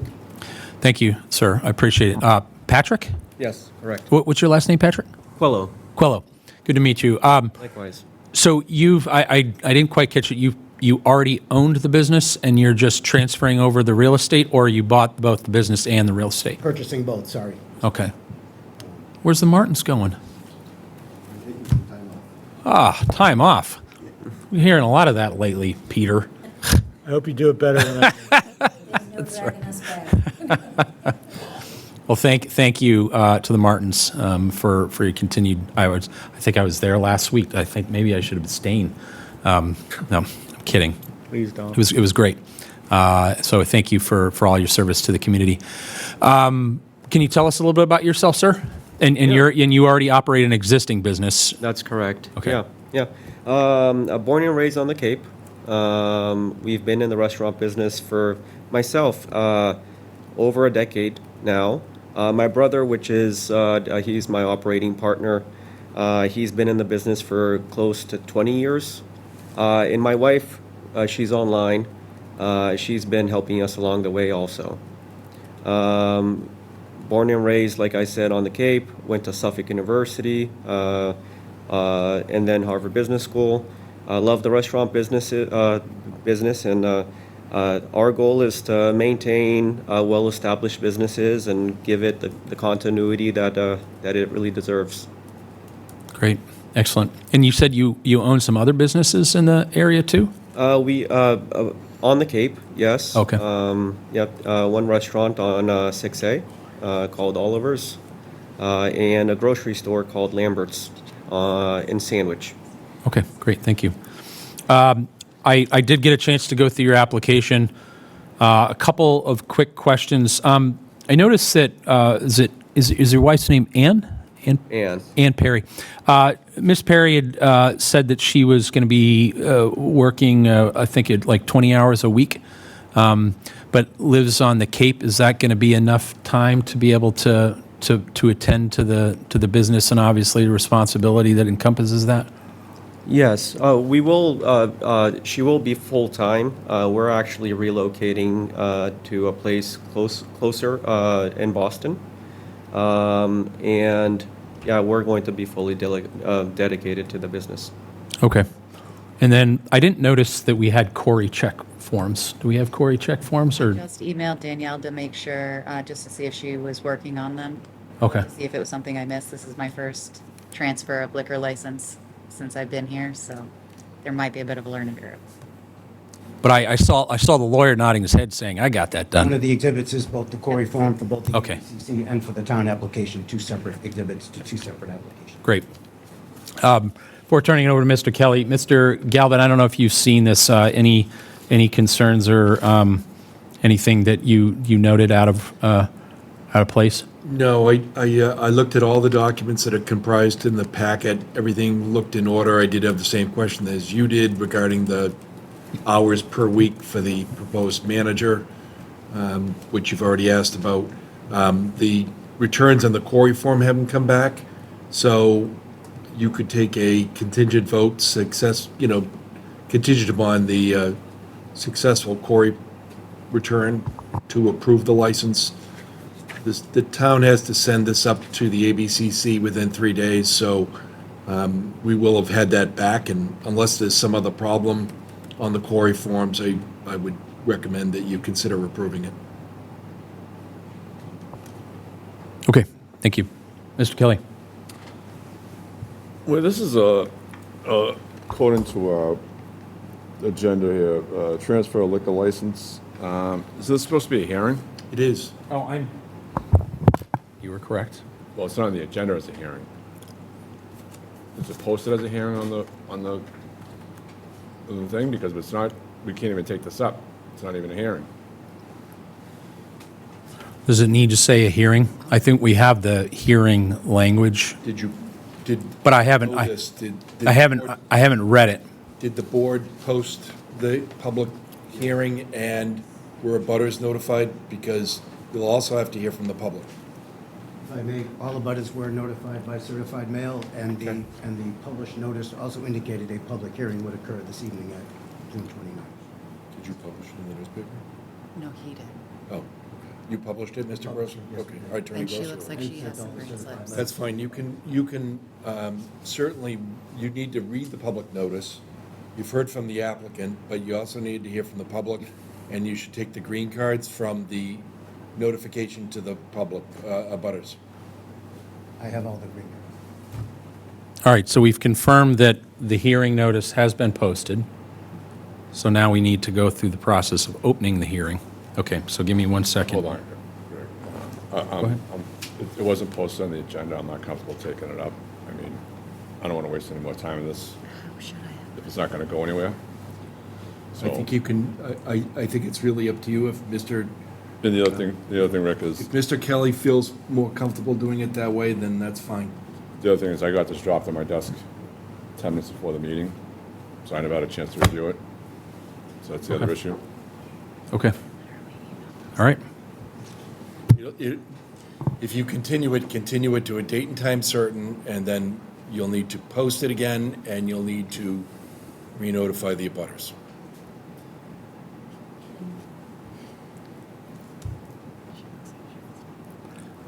Let me ask you a question. Now, we went through a pretty extensive process to get to today. Yep.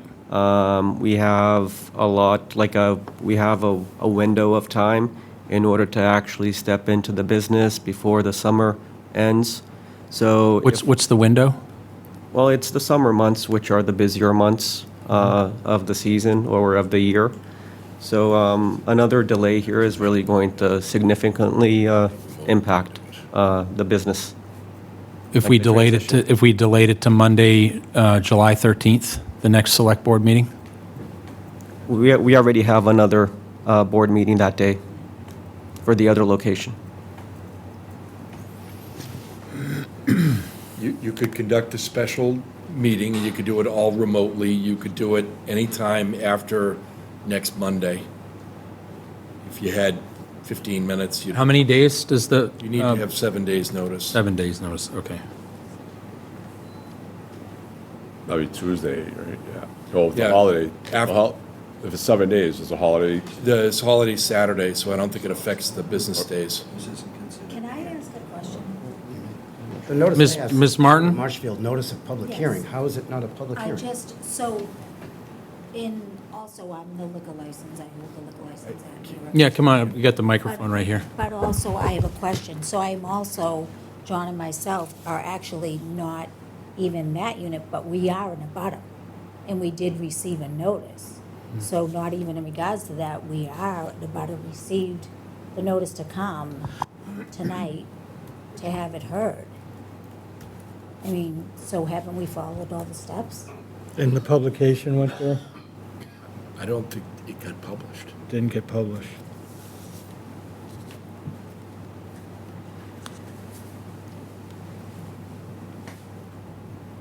Where are you saying it didn't get published? It didn't get, it needs to be published in a newspaper. It was published in the newspaper. So it was. Yes, 7 days in advance. I have the return sheets. and I Okay, have so you have the return sheets, you got the green. This is, all it, I don't know. It's not listed on the agenda as a public hearing. So I think what they ought to do is they ought to continue it to a date and time certain next week, do it remotely, and do it properly. Okay. If all the abutters receive notice of today, and you're continuing to a date and time certain, I think you can do it, but you have to identify it as a public hearing. I think Mr. Kelly's right.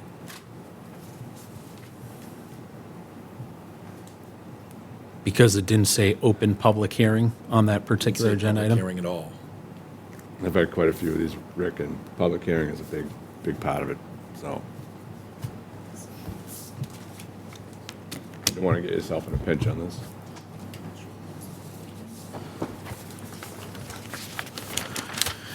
Okay.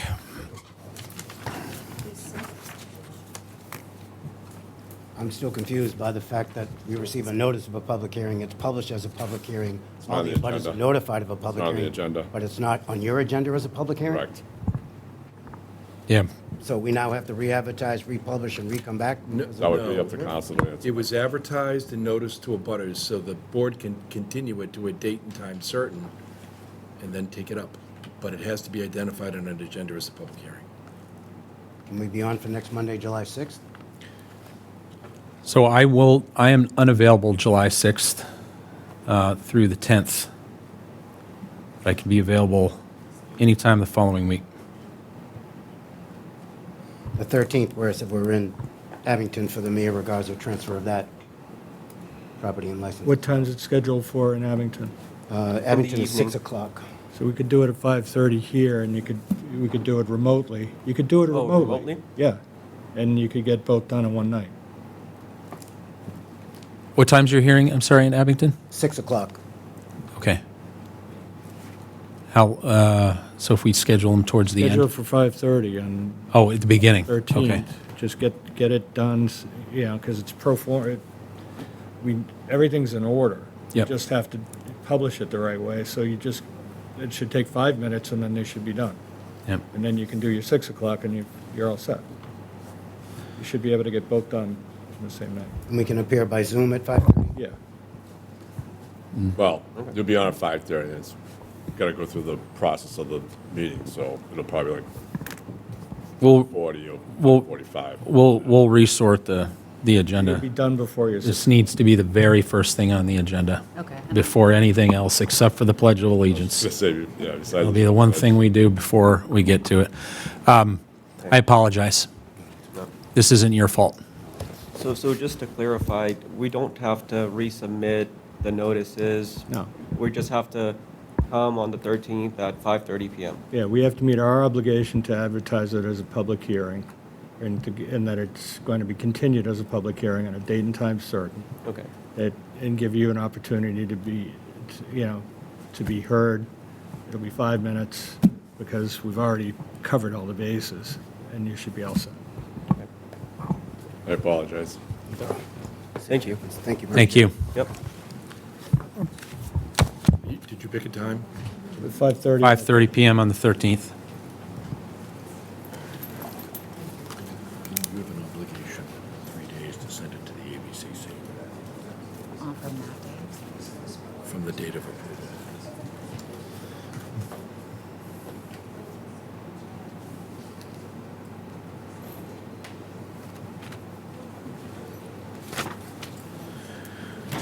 Okay, we'll move on to agenda item number 2, which is discussion and vote on Ridge Rock Block Party request. Road. Ridge Road.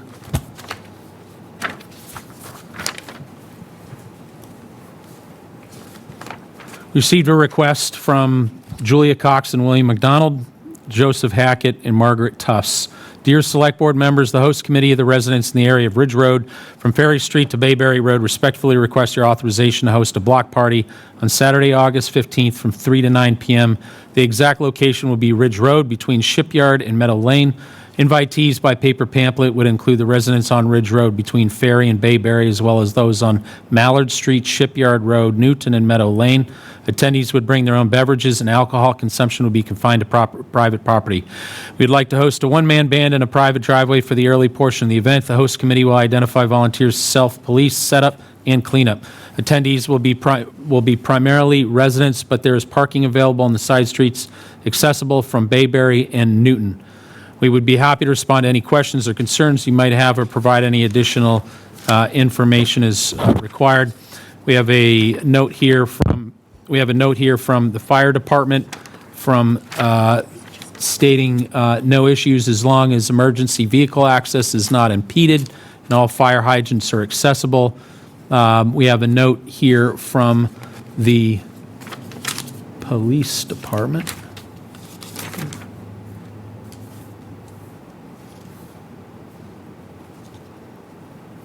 Again, just making note of the need to be able to provide egress and regress for emergency vehicles. And if the band is playing from 3 to 7 as noted, there should not be a noise issue. Otherwise, the police have no other issues with this event. I don't have any questions. I do. Do they need any particular permits for this event? Entertainment? Anything like that? I don't think they need a entertainment permit for a one-man band on a block party. I think the block party permit should We'll cover it? suffice, yeah. Okay. Yeah. Whether a one-man band constitutes entertainment is debatable, Mr. Kelly. Yes, I could see that. Other than that, I was mainly wonder is on the entertainment part. Other than that, I don't see any other issues here. I move that the board vote to approve the Ridge Road Block Party request as submitted by the host committee for the block party. Do I have a second? Second. All those, I'm sorry, any further discussion from the board? You know, something I was just thinking of something. One is you may want to highlight in your motion, Mr. Chair, in regards to the one-man band to only play from 3 to 7 in the times of the event, 3 to 9, August 15th.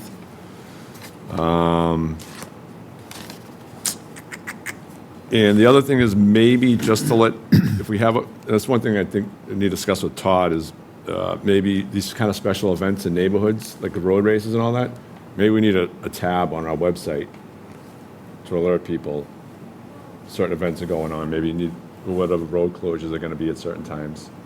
You know, like road races, you know, that, and events like this, let people know. That's my thought, you know. There's events coming up, people can click.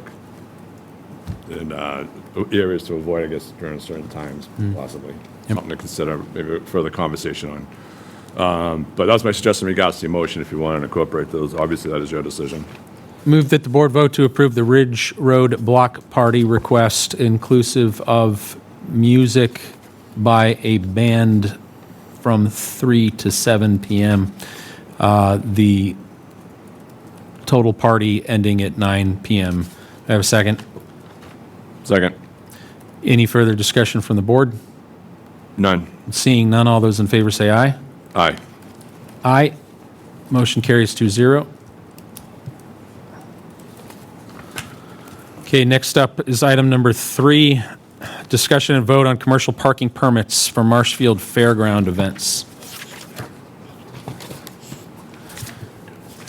All right, we have a long list here. The following people have applied for or are expected to apply for permits for commercial parking on their property during the fair and other events at the fairgrounds when deemed necessary by the safety officer.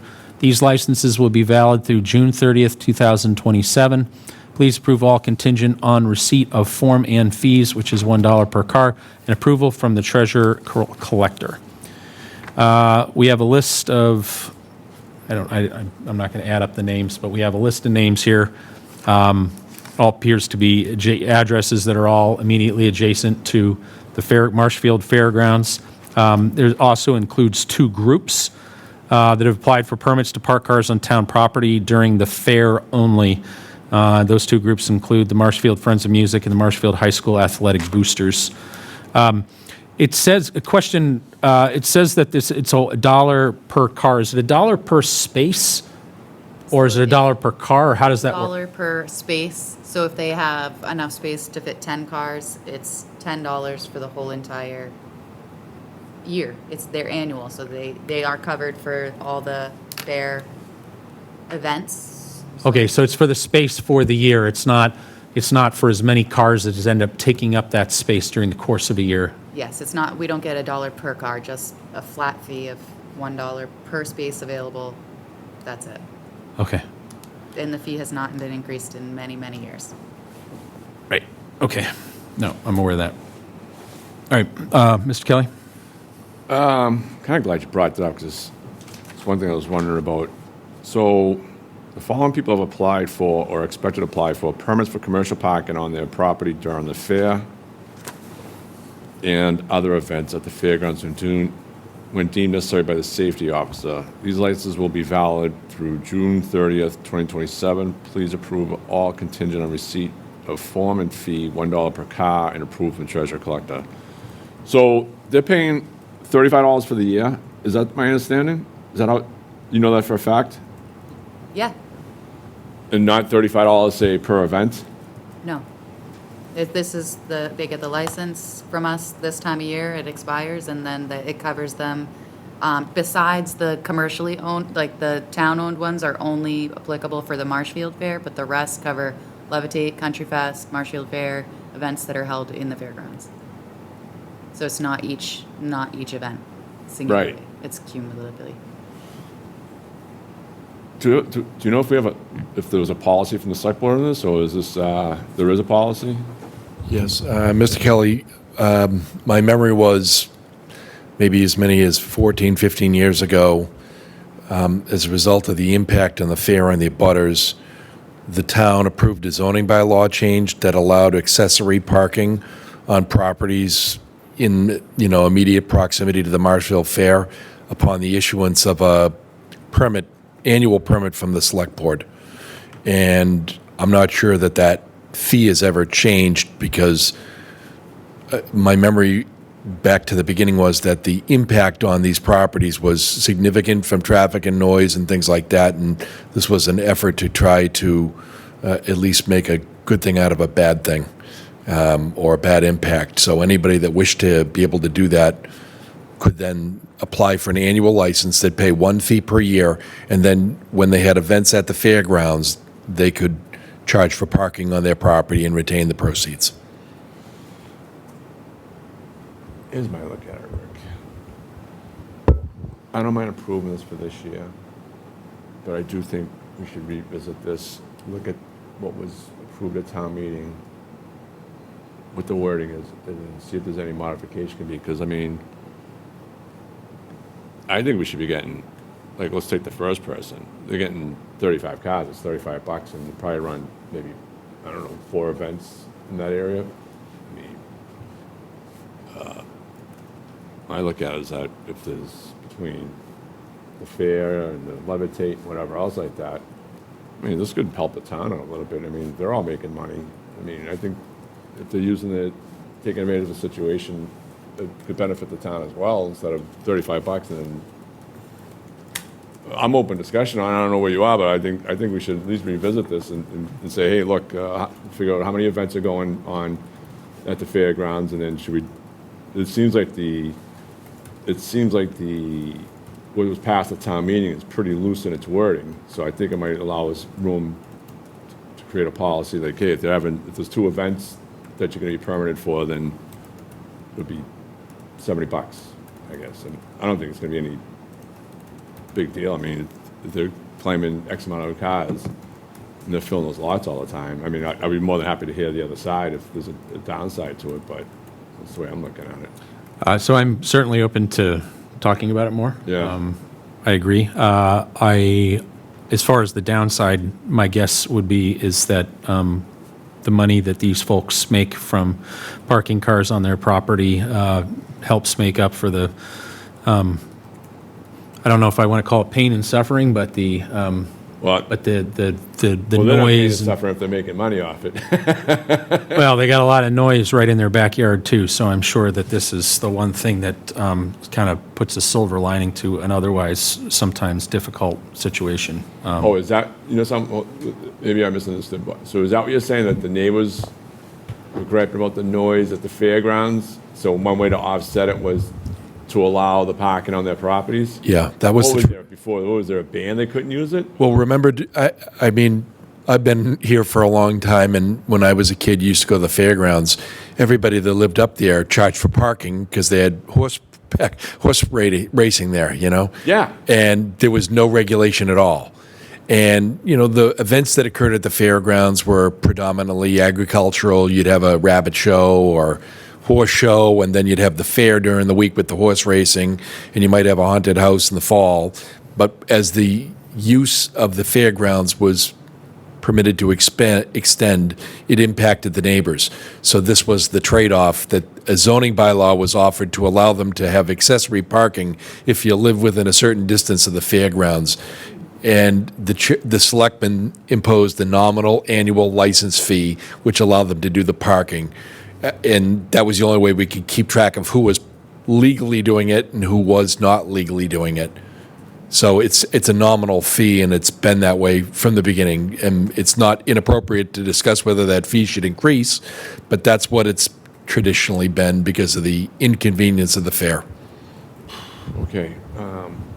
Yeah, I think, my opinion is I think we look at the zoning bylaws put in place, and then obviously we don't have to do it now, so we'll approve this as is, but going forward, I think if you want to take it up, don't wait till next year to do it, obviously, right? But take this up and then let's have a discussion on it, and then I would potentially keep it open, line it up so if anybody from the public wants to chime in on this, may allow that to happen. And but I mean, I think either we go by how many events that they generally have the spots open for, or we could increase the dollar per car to maybe $2 per car, as Bob's saying, it has been increased, and God only knows how long I would look at, so, and as we're in a budget crunch, let's say this is gonna solve it all, but could potentially help, right? Okay. And the other thing is, before you motion anything, Marshfield Friends of Music and Marshfield High School Athletic Boosters. Now, the Friends of Music, you're using Grace Rider, which is a town-owned property, correct? Yeah. So are they paying the town $260? No. None of these groups pay anything market rate, as far as I know. I mean, the way this is written out, the only one I would question is the South River School, because the schools don't either fall under this, or that property I think falls under the DPW, at least for maintenance, right? Is the school? Properties are kind of under the care and custody of the school. The maintenance of the field is DPW, and I think there was That's I can't say for it's sure, but I do think that there's some trash services that they get picked up for, and they get paid for, and things like All that. right, so anything that happens on the school property is pretty much primarily the school's thing. So that's, it's agenda number 7. Yeah, We're gonna. well, no, it's on the same, it's on this too. Yeah. Right. So, but Grace Ride is town property. So the whole thing is that the way this is written out, the following people right here, also Marshall Friends of Music, Grace Rider 260, and then Marshall High School Athletic Boosters, South River, which technically I would exclude because that does fall into school property. And I think in regards to further discussion, as you mentioned, Rick, I think there was a mention of Grace Rider with 300 cars in their write-up, I think, if I saw it correctly.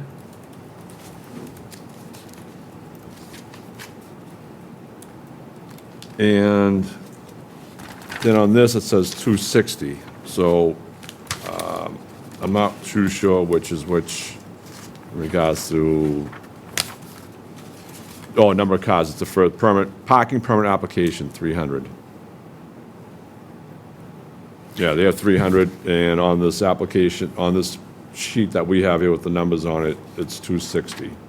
Who prepares the sheet So the for the sheet. permit? The list of all the names and all the cars by name? Kate assembled that one. Okay, And they're the same people who apply every single year. They're Yep. annuals, and the only difference is that the property owned by us, they flip-flop every year, so they switch off since one is bigger than the other. That's pretty much what I know of it. okay.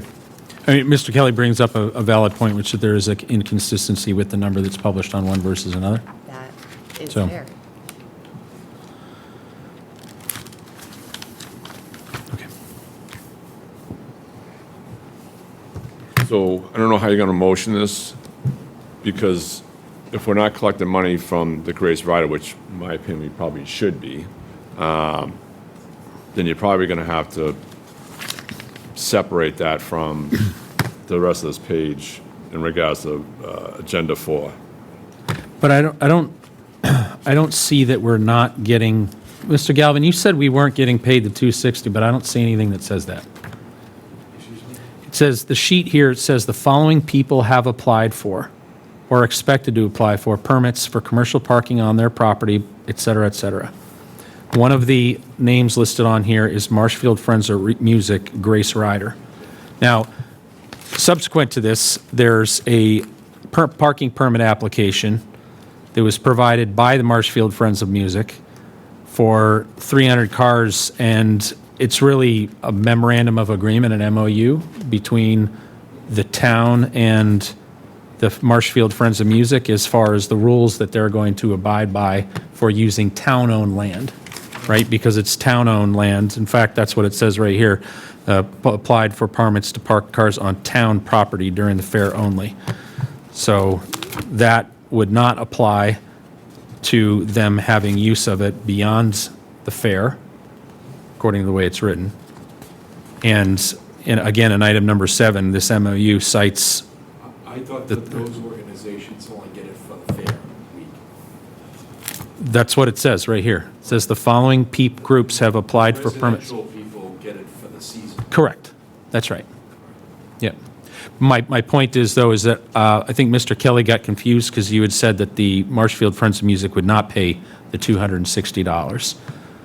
I don't know what the town's practice is with Okay. charging the money. The Friends of Marshfield Music are the music boosters for the school program. Yep. So I think that's why the town allowed it to use the field and park cars there. Yeah, there's no fee for them to use the field, right? Not to my knowledge. Right. Okay. The $260 happens to is for the permit for commercial parking. So it's two different things. It's a permit to commercially park cars, and then use of the field is being requested at no cost. Well, I mean, let's put it this way. They submitted this parking permit application. Did they give anybody a check for it? When is the money collected for this?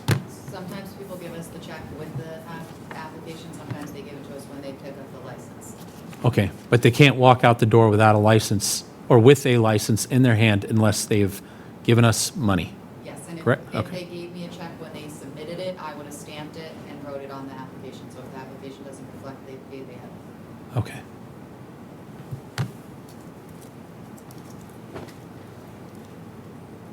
It's my understanding, Rick, whether it was last year, or I think maybe my first year when I was questioning this, I believe I was told when I was asking about if the Friends of Music paid for this fee, that was a no.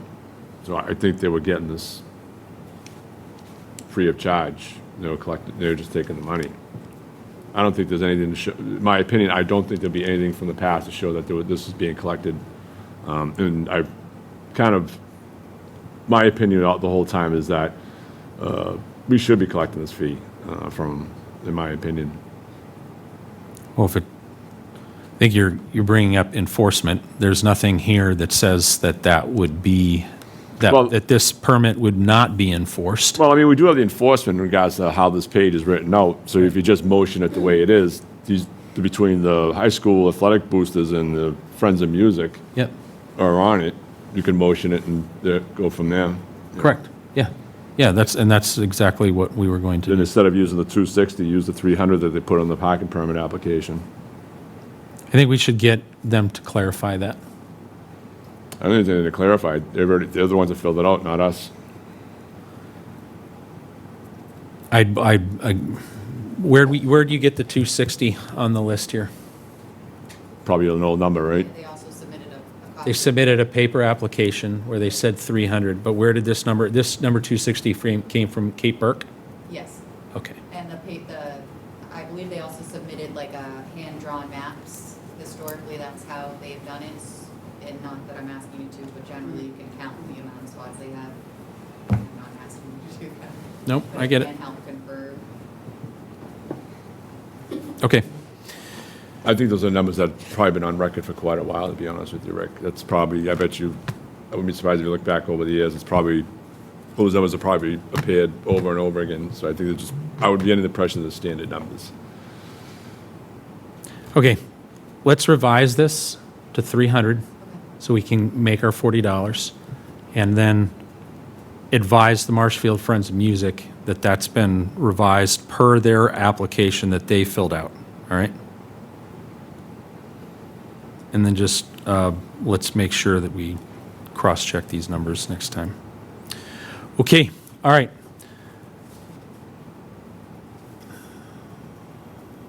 I move that the board vote to approve all commercial parking permits for Marshfield Fairground events for the dates between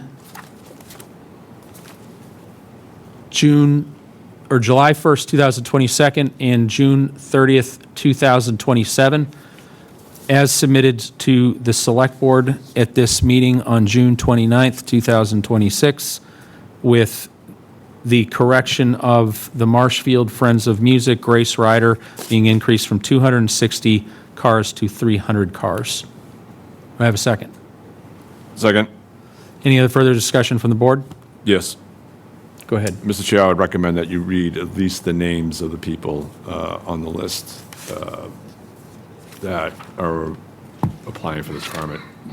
And if council thinks it's otherwise, but I would definitely make sure that read off the names. In my opinion, read off the names, but also make sure that you make mention of Marshall Friends of Music and Marshall High School Athletic Boosters as they are on this. Do you think I should list the name and the address and then the number of I would cars? say Or just the address would probably be, the name and the address would probably cover you big time in regards to it, yeah. Okay.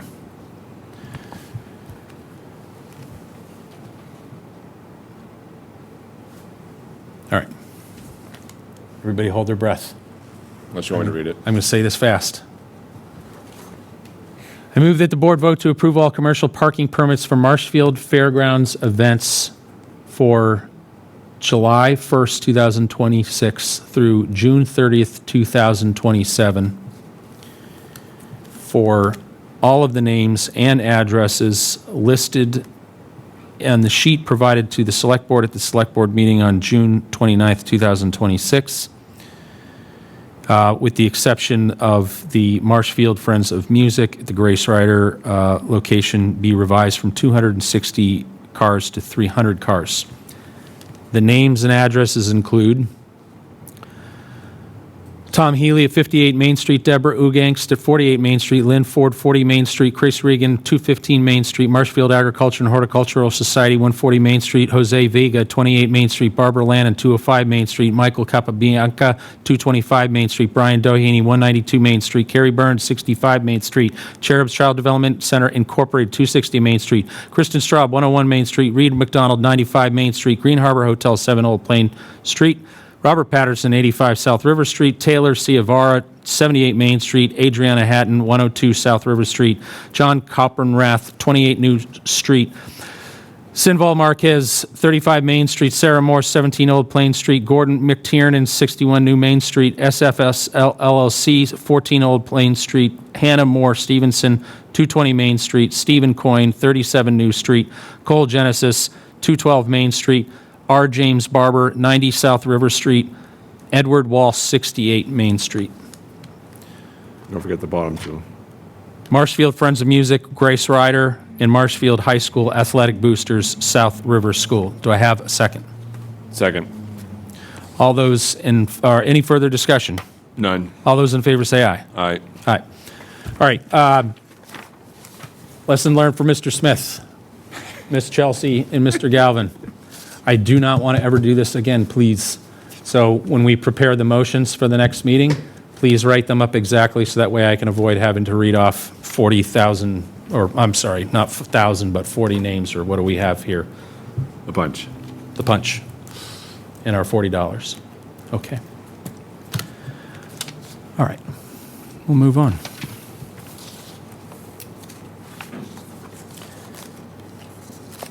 Green Harbor Beach Association, item number 4, received a letter from Abigail Burns, Vice President of Green Harbor Beach Association. Dear Selectmen, the Green Harbor Beach Association would like to inform you that we will be continuing the Green Harbor family events on Green Harbor Beach over Labor Day weekend.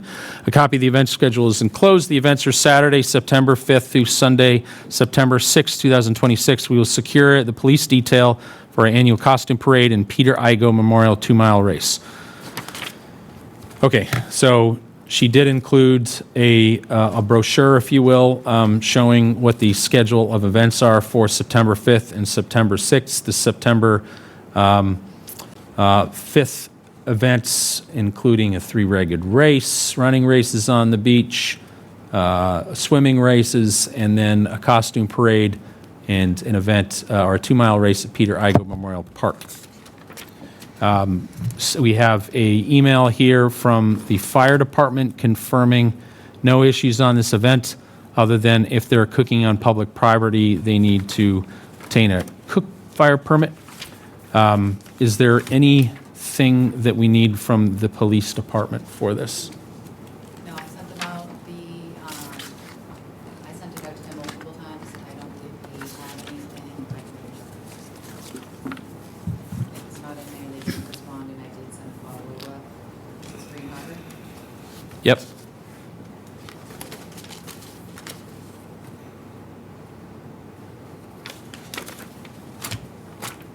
Do we require their approval? No, you ask for their input, and if they have the opportunity to comment, if they don't comment, then, you know, it's not necessary. Okay. And they did comment that police have no issue. Okay. Police have no issue. Thank you. Mr. Kelly? Yeah, I mean, that's one thing I noticed, the police, I did reach out to Chief Tavares about it. He sent me back a response in regards to it.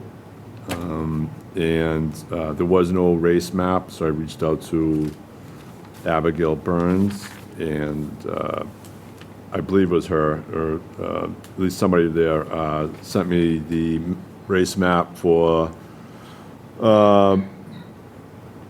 the costume event, or the costume parade, and then the 2-mile race. I believe I forwarded both those items to Chelsea, so if you're looking for it, Chelsea has it. And as well as this is another road race, even though it's been going on for many years, it's probably another thing that we should put on the town website in regards to events people should be aware of, in regards to potential road closures or anything like that, in regards to it. So that's, the other thing is there any permits that are needed for this? Do we know? Anybody? Permits needed for this event? If they're gonna put up signs, they need a sign permit, other than that. I didn't see anything, there's nothing here for alcohol or anything like that, but I'm not too sure in regards to any road closures or anything else, that if there's any permits that were needed for this. That was the only thing I was just wondering. They just noted that they'd have a police, that they're going to secure the police detail, and we'll note that as part of the motion.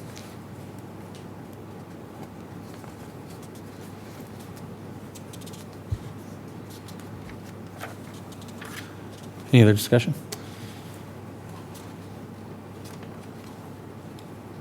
Oh, yeah, you know something, because Chelsea just touched upon it. I was thinking, and maybe, I think maybe this is something we should have a discussion with Andrew, maybe Chief Tavares on in regards to these road race events, is if that they recommend ahead of the race, putting signs up at different locations along the route, so people know that there may be a road race, could be disruptions in their travels and all that, so I was wondering if we should have a further discussion in regards to another requirement that signage be put up in regards to letting people know that there may be a road race going through the community or neighborhood or whatever else like that, just to be aware of it, you know. Big cities do that sort of thing, right? What you usually And do typically, is it, whose cost is it at? The way that it's typically done is through a reverse 911 call to the neighborhood or to the community in general, saying that at this date and time, there'll be disruption of traffic in this neighborhood due to a road race. So that covers the general community.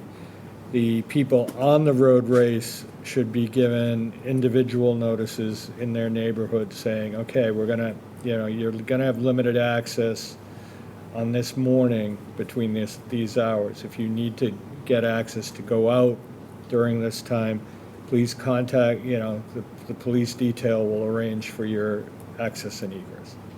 And that generally suffices. Okay. Yeah, that was, the reason I bring this up is that when they had the Grant Rock Road race a couple weeks ago, I got a call from somebody, and there was some confusion in regards to where the parking was going to be and where it wasn't. And then after I talked to the chief, and I think it was Officer Gonzalez, they clarified it more. And then after our conversation, they highlighted the website, and they highlighted that the parking, where the parking was going to be restricted, and that cleared up a lot of the concerns and issues and all that. And that's why I'm thinking that we should do its own tab of road races, events, and all that, so that way we have all the information, the map, where it's going through, date, times, events, what's going to be in it, so that way if people have any concerns, they can go on there, all the information's there, and, something, if there's something missing, then we'll fill it in for them, but where these road races and events that seem to be a growing part, especially here in Marshfield, I think it's incumbent upon us to get as much detail from all the applicants and then get them out to the general public so that they realize it, And like Peter was saying, a reverse 911 could work. Then again, doing it by, I think probably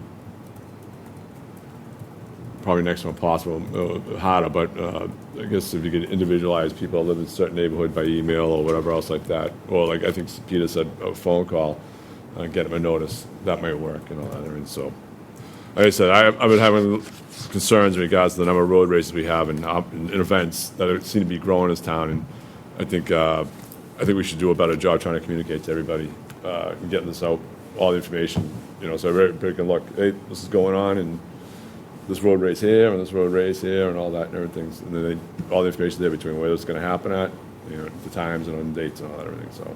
Yep. Okay. Right.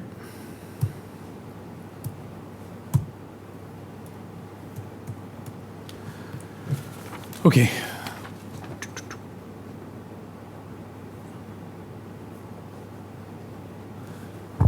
Move that the board vote to approve the temporary entertainment licenses for the Green Harbor Beach Association. Wait a second, this isn't a entertainment license, is it? No. I don't know why it's written that way. I'll make my own motion. I'd like to make a motion that the Select Board grant approval for the Green Harbor Beach Association to proceed with their Green Harbor family events on Green Harbor Beach over Labor Day weekend on Saturday, September 5th through Sunday, September 6th, at their cost, and arrangement for police detail for their costume parade and Peter Igo Memorial 2-mile race that will be held on September 6th, and to keep the Select Board apprised of any information relating to necessary use of public space that we should be aware of. Do I have a second? Second. Any other discussion from the board? None. Seeing none, all those in favor say aye. Aye. Aye. Carries 2-0.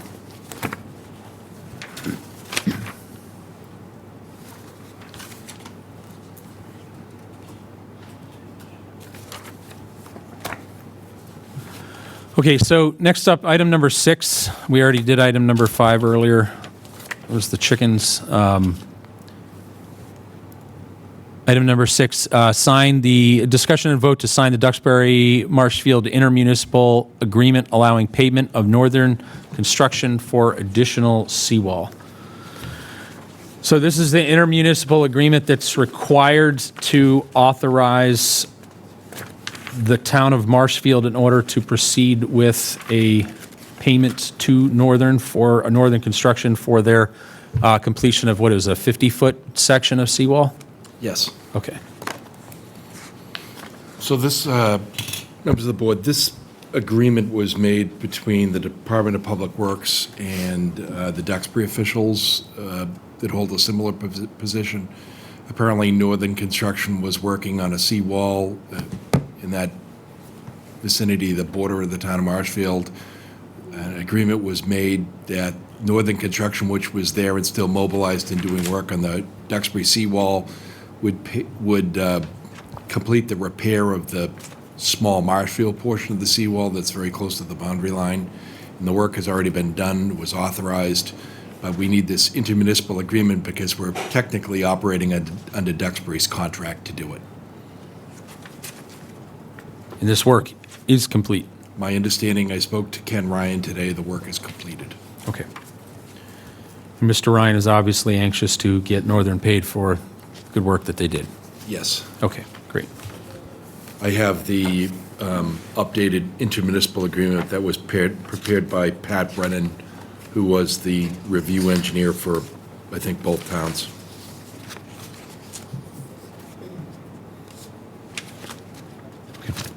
All right. I read through it. I don't have any other questions on it. Mr. Kelly?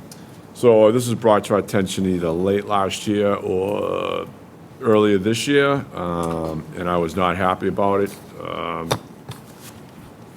think Trish and Steve, if I remember correctly, decided not to take any action on it because this intermunicipal agreement should have been brought forward well before this project got done. As Bob has mentioned, that it was authorized, but in my opinion, it wasn't, because the first process of it is the last process of it. And that's a major issue with me right there. Duxbury's had the pleasure of using access in our town to service their beaches, our roads, and everything else like that. And the whole thing is that my look at is that if they wanted this intermunicipal agreement for the seawalls and all that, something could have been a chance for us to get a couple of bucks out of it, in my opinion, out of them. This is,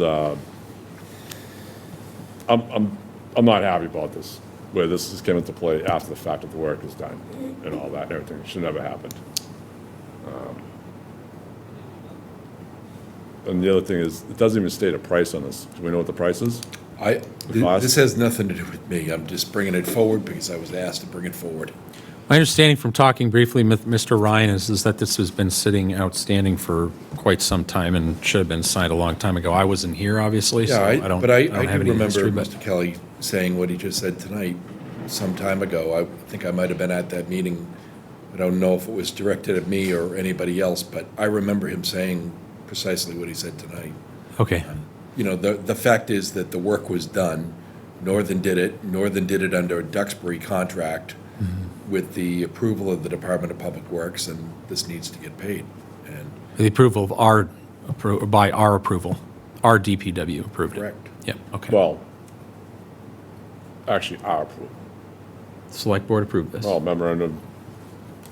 Oh, you're right, that's the first document in here, Yeah, it should have been the first thing that should have been presented before this work even started. for the nourishment project. That's what, Yep.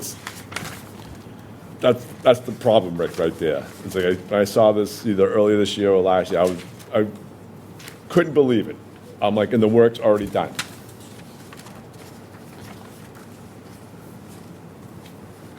Who's supposed to bring this to us, Bob? This intermunicipal agreement? I would assume that the engineering department at the So DPW would bring? engineering started this, and they came to a agreement with Duxbury right when I left in October. And that was the last I saw of it. And then the next thing that came to me when I came back in January was, okay, the work's done, they want to get paid. And so, you know, I wasn't involved from October to January, but the work got done. So, you know, I can't say what happened in between. I do think that you say it was engineering, or DPW had the money to pay for this, and it would have probably been at a higher expense if you put this out to bid and went out on a separate contract for a very small portion than it was to have the contractor that was doing the work in the adjacent community to just go over the town line for a small section. I think you would have ended up paying more. I think it's, you know, it's like getting, on an economy of scale, if you paid for a smaller project, whether you get somebody to bid on this in the first place, other than the contractor that was working adjacent to this, I don't know. Secondly, you'd probably pay more because it's not worth their time to do a small section. So, you know, that makes sense to me, and the work's been done. I don't necessarily disagree with Peter on that. The whole thing is that if you read I think it was either the beginning pages or in the intermunicipal agreement, Duxbury felt it was vital for them to get the small piece of Marshfield done, because if they didn't, I think they had a concern that all the money they poured into doing their seawall, it would have affected their integrity of that seawall over time. So I think they wanted to get the rest of the seawall done on the Marshfield side. What was it, 50 feet or whatever? Because it also would have benefited them, because if they had to draw a line down on it, I think it probably would have worked out worse for them with all the money they spent on the seawall versus the 50 feet that was already standing there for us. So this could, I'm not saying necessarily Peter's wrong on this one, but the thing is that I think this had a more benefit to Duxbury than us at the moment. And I think that... Yeah, I don't know, if that's an interesting point of view. I'm not going to dispute it. The way it was presented to me was from Ken Ryan. Yep. It wasn't from Duxbury. It came from our own DPW. So I was trying to, you know, I made a call to the town administrator in Duxbury to see if they had any willingness to do this. They expressed that they did. Nothing, it did not get completed before I left in October. I came back, the work was done. So, you know, that's where we are. I might look at it as, Rick, is at the time is that there was a process that was skipped here. I wasn't in the mood to sign it, and I'm still not even sure if I'm in the mood to sign it or agree to it, because the process was skipped here. And I also think that this is also on Norfolk, because they should have reviewed, their attorney should have reviewed this process as well, in regards to making all sure the paperwork is in order. You know, my look at it is that this is a major screw-up, in my opinion, that this did not get to the select board first before, especially where this is needed, to get the work done. And that's the thing, is that people seem to be in this town doing things whenever they want, how they want, and then when they need to, then they send this paperwork over, but everything's done without us approving it, going over it and approving everything, you know? Need to get control of the situation here. So let's walk down the chessboard here, shall we? So select board tonight, let's say, says we're not going to act on it, we're just not going to sign it. Then what happens next? Northern's going to bring suit. Okay, so Maybe Northern they'll go. sue Duxbury, Duxbury will sue Marshfield, and somebody will ultimately pay and will spend a lot of money. Okay.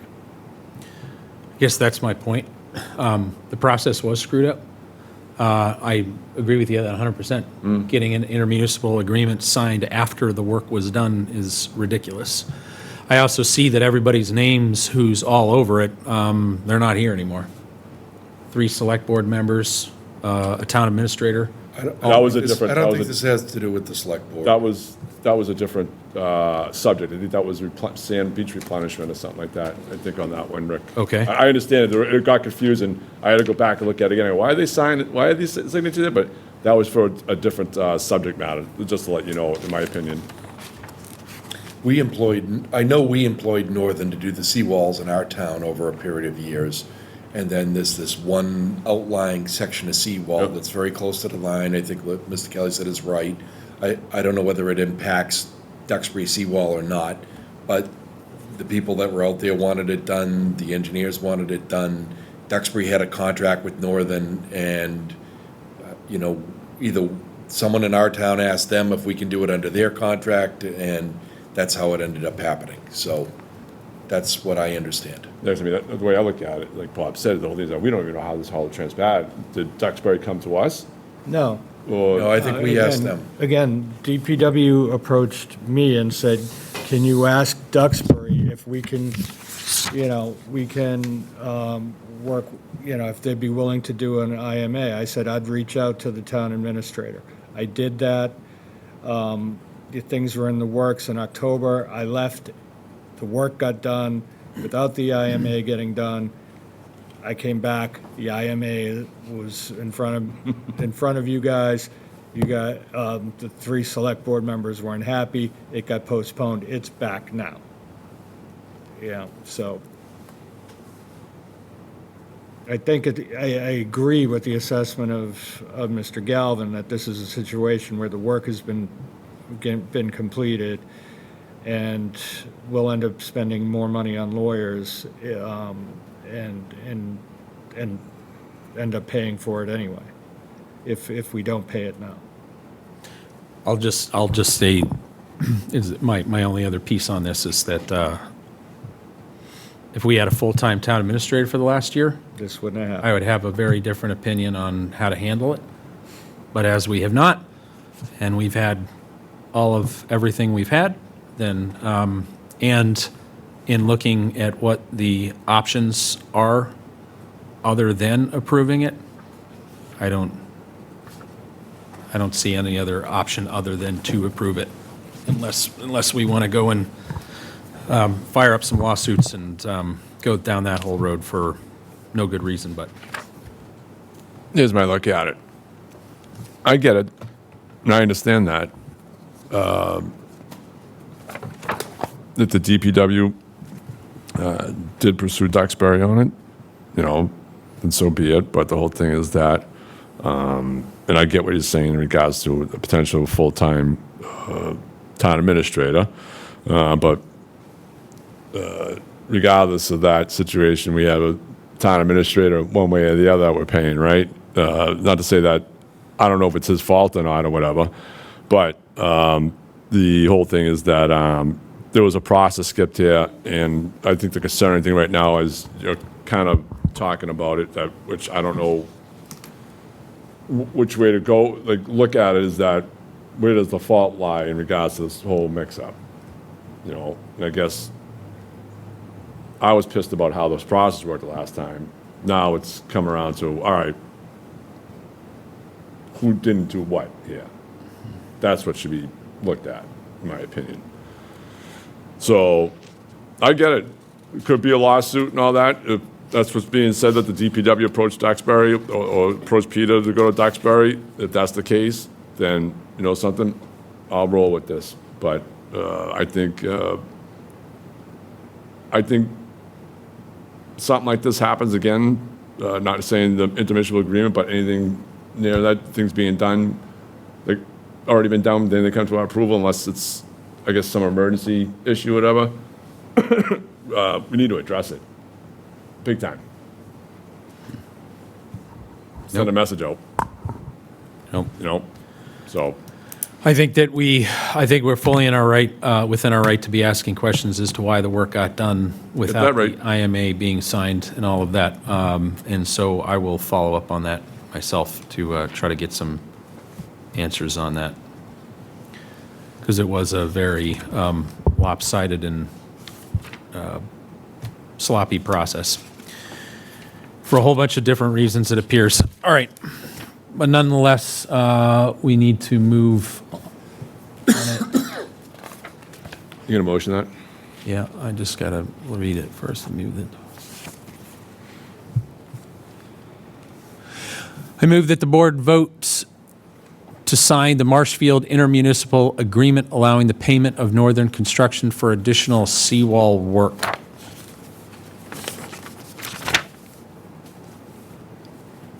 For the Marshfield Bay Avenue seawall project. Do I have a second? Second. Any further discussion from the board? Yeah, I just want to make one more comment that Northern should be upset at themselves and their own council in regards to not making sure all the paperwork is in regards to doing this project. I do not think that, my opinion is, they're just as fault for doing the job without making sure all the proper paperwork is submitted. And in my belief, if we were to challenge this, there could be a ground for us standing on in regards to what happened here. But you just don't know how these things are going to go, and more than likely they could be victorious, but this is on them just as much as it is on whoever was responsible for not relaying this to us. Thank you.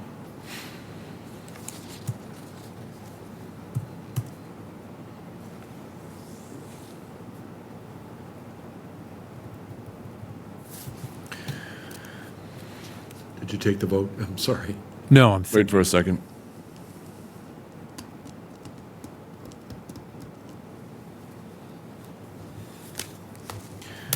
Okay, all those in favor say aye. Aye.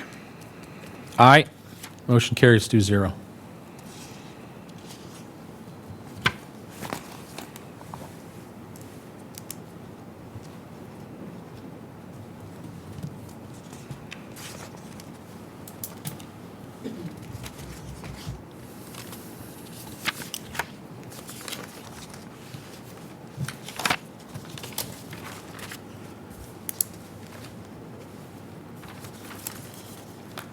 Okay, next up is discussion and vote on approving the Marshfield Friends of Music parking permit application for Marshfield Fair.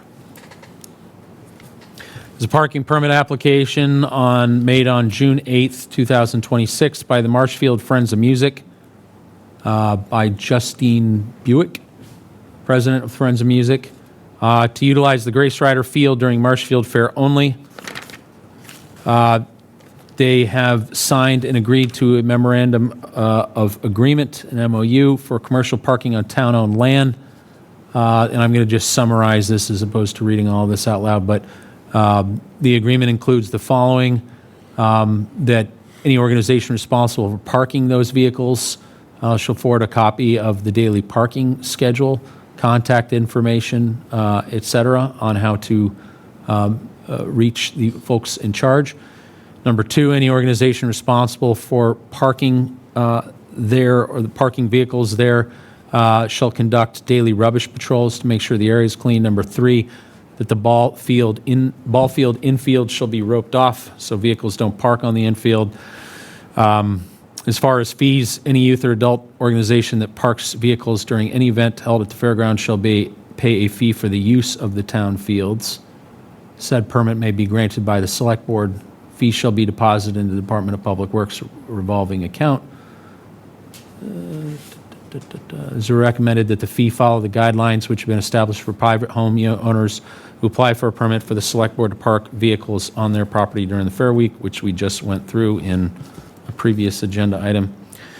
Field damage, if there's any damage to the fields caused by vehicles parked on the field, the organization will be responsible for repairing the field to DPW satisfaction. And then an adult representative of the organization responsible for parking vehicles must stay on the site each evening until all vehicles have left the parking area. They have provided a map of exactly the number of rows where they're going to park cars, spaces, etc.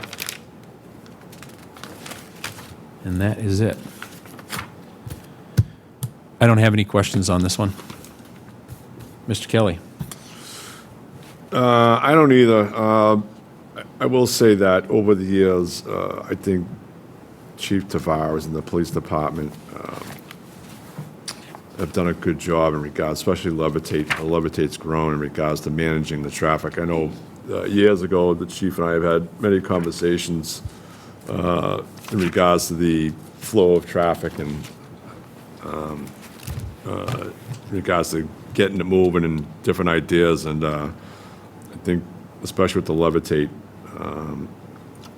the police department has done a good job in regards to keeping the traffic moving as much as possible they can. So, but other than that,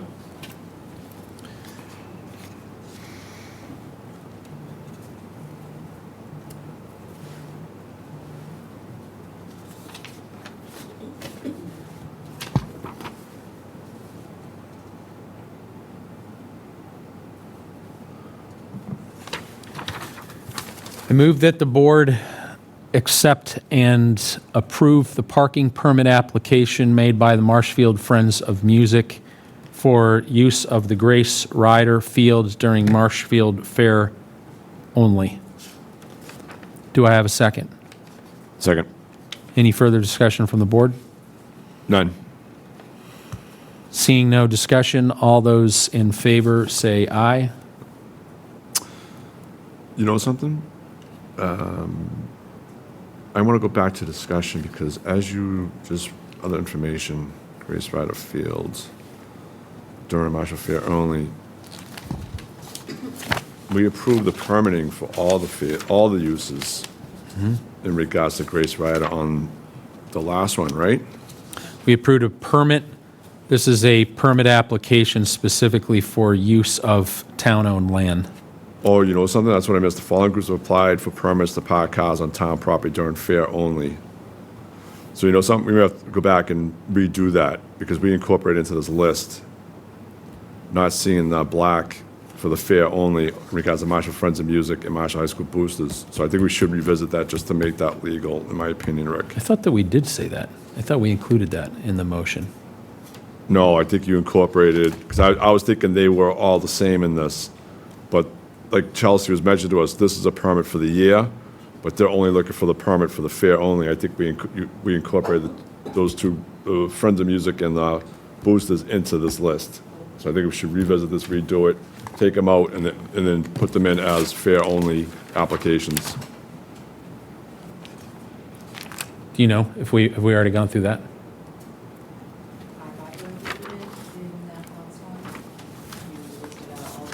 That's fine. We'll do it again because I don't remember if we did or not, and that can be, we'll just do that through amended. Okay. Make a motion. So I'm going to back up and I'm going to say it all over again, and then I'm going to include the other one as well, which was item number, what was it? But I'm not reading off all those addresses just for the record. No, I think you just want to just wanna do the make a last correction. I'm just kidding. I'll read off all the addresses. No, I'm just kidding. I won't do that either. Okay, I'll make a motion. So are you motion number 8 right now, or 7? That's your motion now, right? Which motion number is this? Motion number 7. I move that the board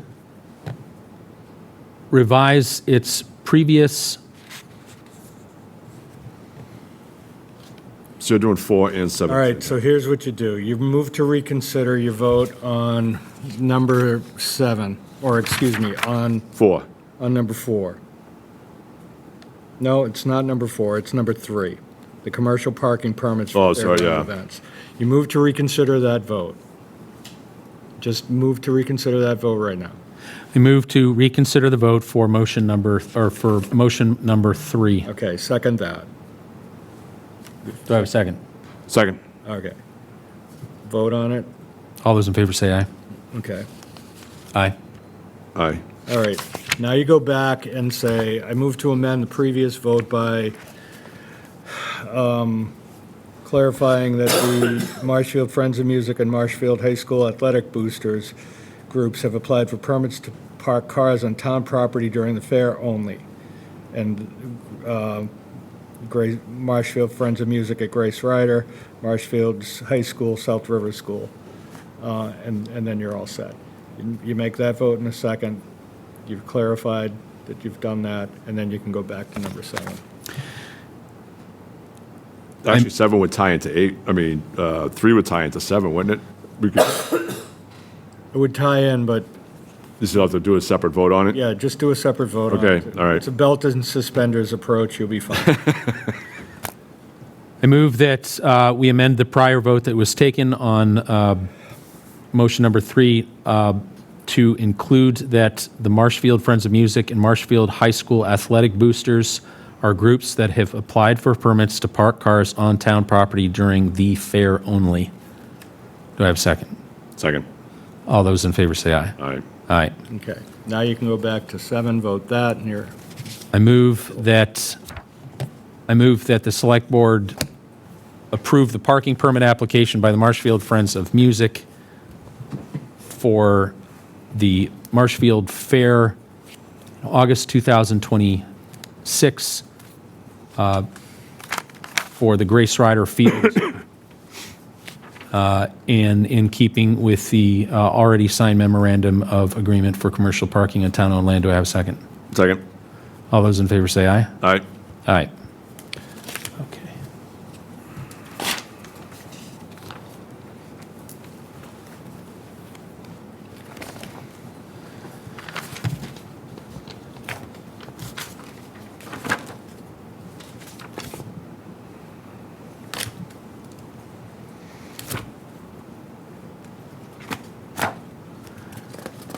Okay, the next one, agenda item number 8 is a discussion and acceptance of a donation of $270 to the Veterans Services. This is, we received a letter from Karen Paulette and Lisa Potts from the Veterans Services Office. The Town of Marshfield Veterans Services is requesting permission to accept donations in the amount of $270 from the Korean War Veterans Association. The donations will be used to provide assistance for health and welfare, morale, and/or the financial needs of our veterans and their dependents.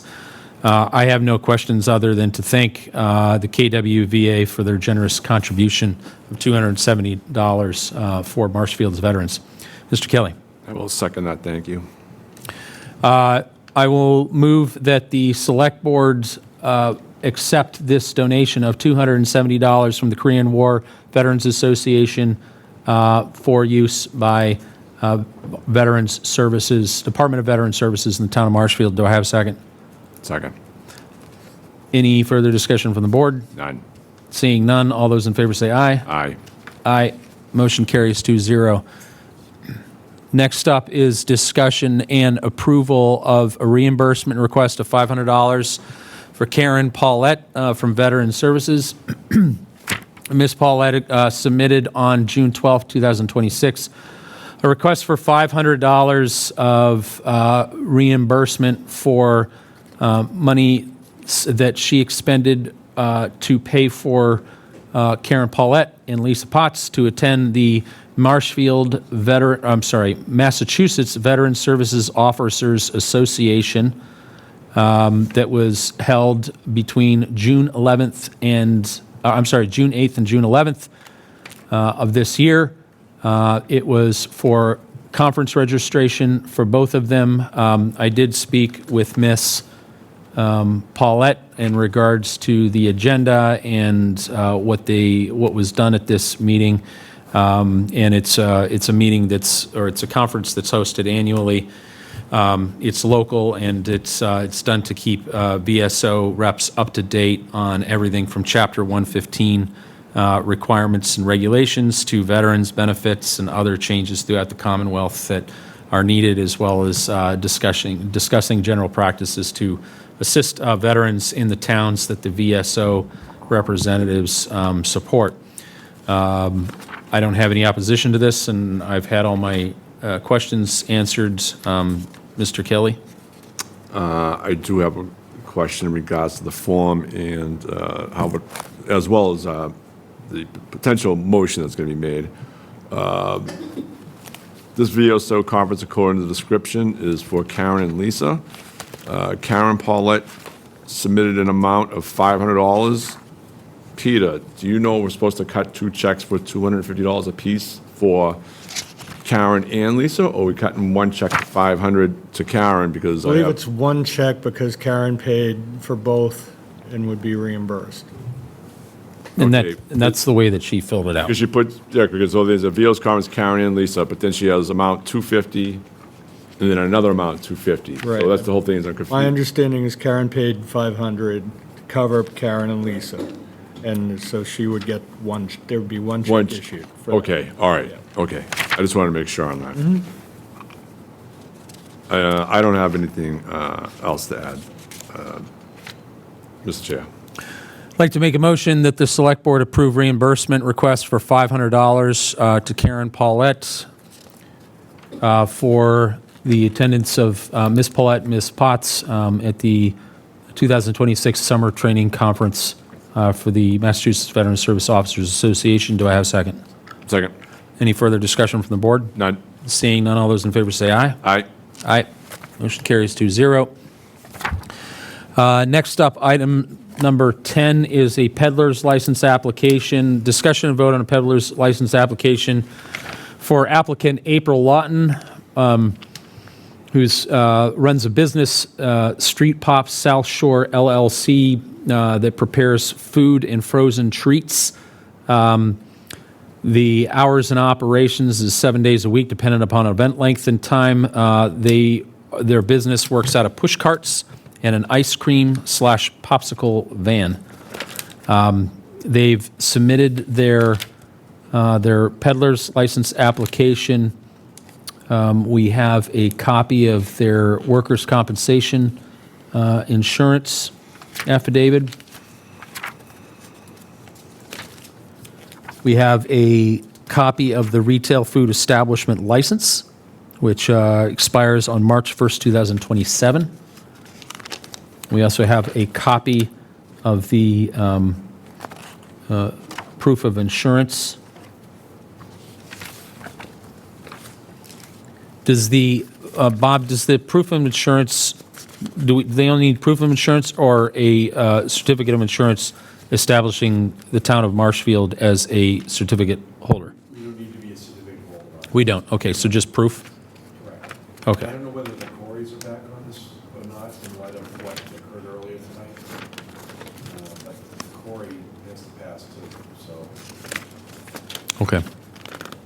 I don't see that in here. Are you aware, Chelsea, if there's Corey checks that have been? I should have taken a copy and put it in there, but I just gave it to Danielle. So there was a, Okay. it's just in process. Okay, so it would be subject to approve the final confirmation of Corey approvals. Okay. We also have a copy of the milk processor license. That's just needed. Is that something that's specific to the Commonwealth? That they require that you have an application showing, or a copy of the license? Permit first, and then you come in and get a local permit from you and the Board of Health.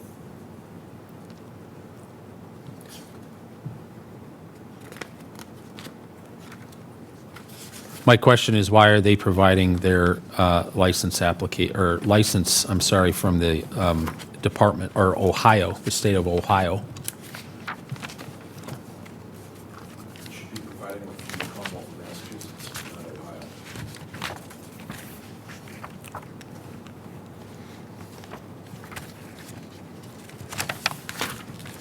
I think that's for the product, not for the people that are selling them. That's what I'm thinking, too. Yeah. Is that required if you sell it like milk products, that you have to you have to note that the milk has been licensed to be used in food production? I don't know the answer to that question about the milk. Sorry. I know ice cream is different, that's even a police license, so. Wow. Well then. Okay. I don't have any other questions. Mr. Kelly? The only concerns I have, especially after the last two meetings, Mr. Chair, is the lack of the missing paperwork that we're not getting in regards to applications and all that. On this one, we were informed, there's a good question by you, is there any Cory forms, and we don't have those in this file. I think we need to stop receiving applications if we do not have all the forms in them, much like the boards and committees applications, where we didn't have everybody's forms in them. I think this is a process that we need to end tonight. So, do we revisit April when we get all the proper documentation in it tonight, or another time? Or do you want to put a contingency on it, but going forward, a directive to Chelsea and anybody else, do not send us an application unless all the paperwork is in it? If I may, we do annual ones. We know every year that we're going to have a group, and generally they go in front of the board, and we ask for approval contingent upon them giving us the rest of the stuff. So 2 months ago, they approved all the annual peddlers, and we haven't received all the paperwork. It was just contingent upon them giving us the rest of that paperwork. So I don't understand how this is that much different than those ones that we've already approved, as long as we get what we need. It's not unusual to pass one of these contingent upon other paperwork being completed. I would agree with Chelsea on that we did do that. Actually, it's a yearly thing that we do that.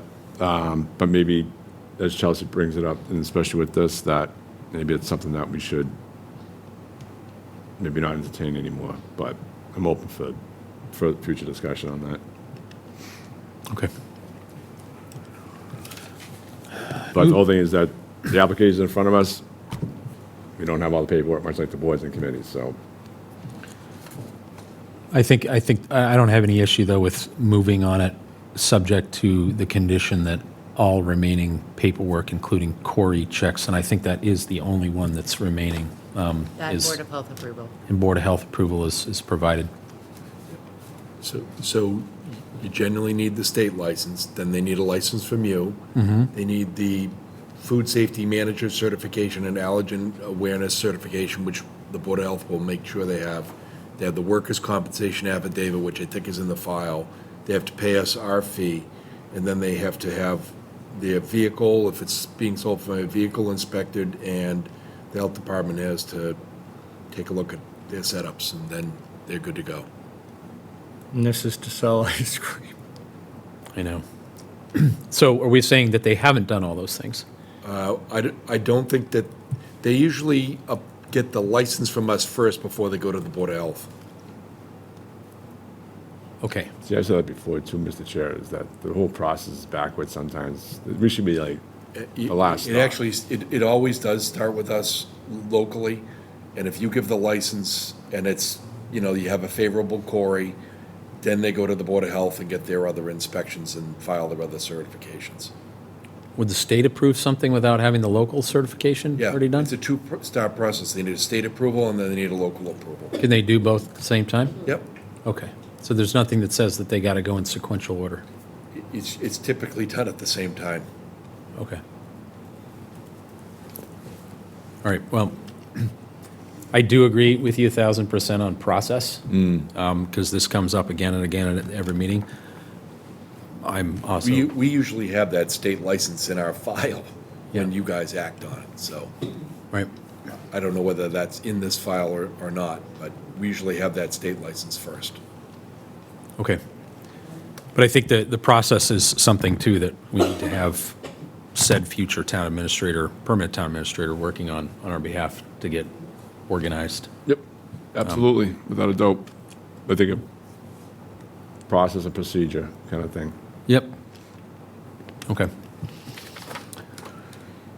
I move that the board vote to approve the annual peddler's license to Street Pop South Shore LLC, April Lawton, subject to completion of Corey checks as are currently in process. Do I have a second? Second. Any further discussion from the board? None. Seeing none, all those in favor say aye. Aye. Aye. Moving on to item number 11, a discussion and vote to approve Michael Snowdale Stellwagen Beer Company temporary liquor license. Mr. Snowdale of Stellwagen Beer Company submitted a liquor license application for a pop-up beer garden at Green Harbor Lobster Pound. Will only be providing wine and malt beverages only. Is submitted a copy of the liquor liability insurance tip certification and written narrative of the event. We have the times, we have the dates.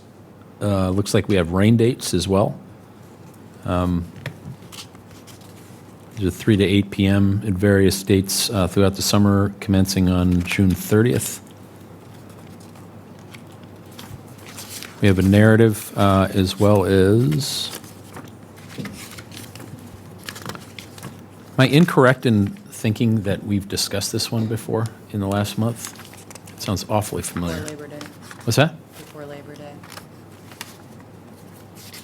No, that the select board has... Yeah, whatever the last Monday holiday was, like last month. Oh, you mean Memorial Day? There we go. Got that it, day. okay.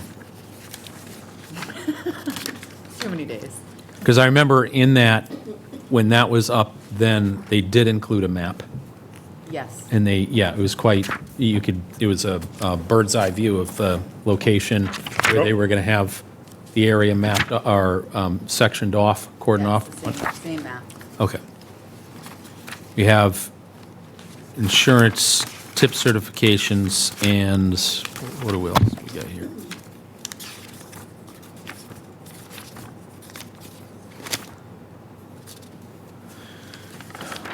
We have consensus from both fire and police that they have no issues with this. Questions? I was just looking.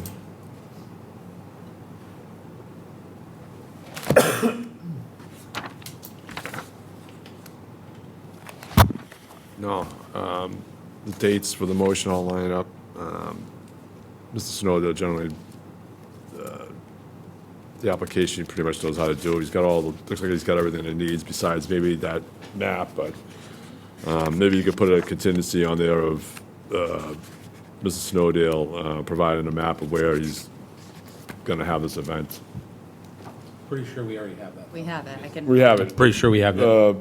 That was for something similar, so maybe you want to just dot your i's and cross your t's and just make sure. It is for the same one. It The is, chief right. double checked, and I reached back out, and he said it was the same one.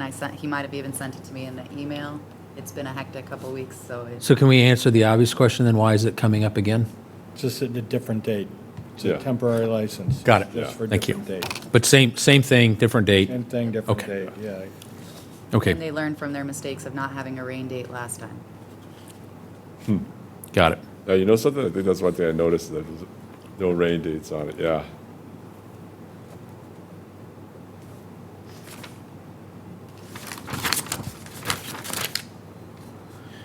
This motion, as it's written right now, doesn't have the rain dates listed, so we need to approve the rain dates and rain dates. Just says and rain dates, okay. So we need to read out those rain dates. Okay. All right, Is there a difference to where are the rain dates? Aside from the dates they already have there. Do they already have rain dates already stated on this? yep. All right, I'm gonna move this.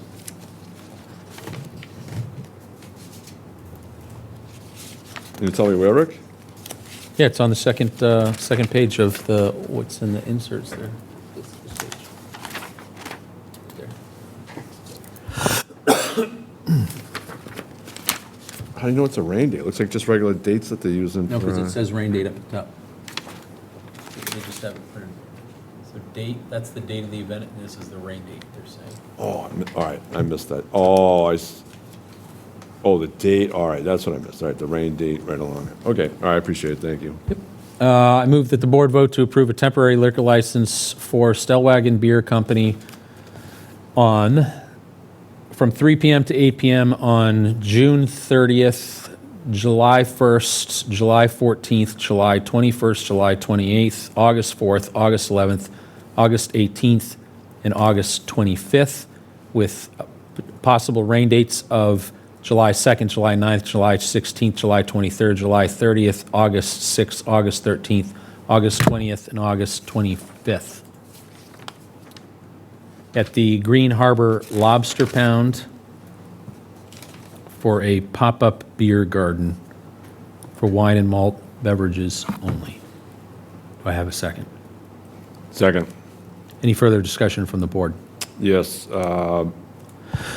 the date, 8/25/2026, the actual date and the rain date are the same, so I don't know if Chelsea wants to reach out to them and find out if that is a mistake on their part, and maybe you want to put in a contingency in the motion, just in case it is.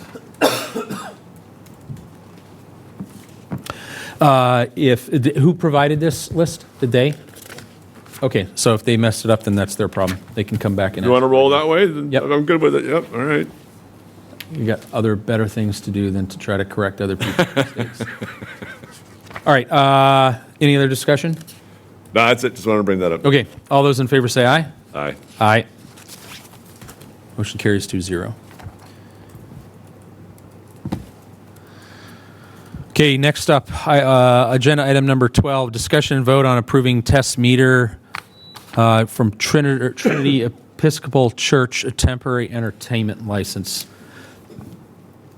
Select Board's received a application for test meter of Trinity Episcopal Church located at 229 Highland Street to have a morning prayer service at Dandelion Park on July 29th, 2026 at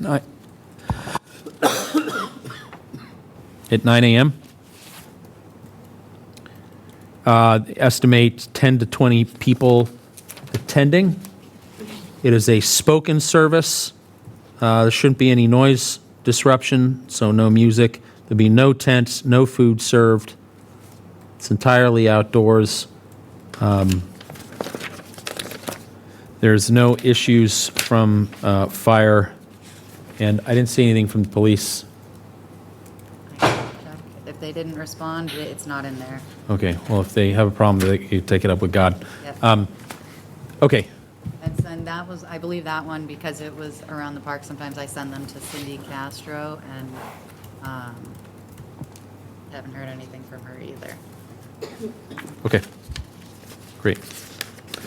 Yeah, it's basically, it's an hour, it's a church service outside with no music and food or anything else like that, 10 to 20 people. I don't see any issues. I don't have any further questions. Mr. Kelly? No, it's pretty simple, little prayer, and we all could use a prayer these days, so absolutely. We could. Okay, I move that the Select Board approve the temporary one-day entertainment license from Trinity Episcopal Church for use of Dandelion Park for morning prayer service at 9 a.m. on July 29th, 2026. Do I have a second? Second. Any further discussion from the board? None. Seeing no discussion, all those in favor say aye. Aye. Aye. Motion carries 2-0. Moving on to agenda item number 13. Discussion and vote on approve Patricia Thompson, Rexom Beach Community Association temporary entertainment license. Patricia Thompson, on behalf of the Rexom Beach Community Association, has filed a temporary one-day entertainment license. I guess it's a temporary entertainment license for children's dances on the dates of July 10th, July 17th, July 24th, July 31st, August 7th, and August 14th from 7 p.m. to 9 p.m. They'll be dancing with children. There will be an amplification system consisting of one speaker and music with a DJ. They anticipate 30 children plus parents. Of course, that could vary by day. Noise level is considered to be minimal. There will be no tent. There will be no food served. However, the snack bar may be opened and managed by Cindy Castro. If it's open during that time. If it's not, it's not. There's no requirements that we keep it open. As far as safety is concerned, we did receive an email, Mr. Stewart, asking about safety in terms of providing protection from vehicles through the parking lot. There was, I believe, an email from them citing that, I'll read this aloud because this is important. Says, hi, everybody. This is from Cindy Castro, who gave a synopsis of the event. She said, the Rexom Association's been holding dances and movies for over 40 years at Rexom Beach. They use their vehicles to block the area right in front of the snack bar where the circle is painted on the tar to do the dance, so there are no safety issues associated with these events. There will be no cooking. There will be playing music, and the kids will be dancing. That is the extent of the events. Snack bar will be open in order to serve ice cream, drinks, and slush, no cooked food.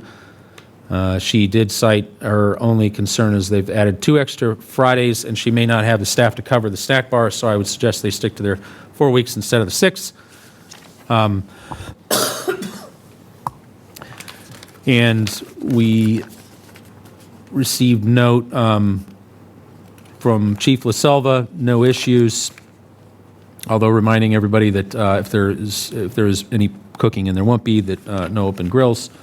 I don't see anything from police. I guess the only thing I'd say is that I understand where Ms. Castro is coming from. As I had already previously said, if the snack bar is open because she's staffing it and it's part of normal hours, then great. If it's not, then it's not. So not at any additional expense to the town.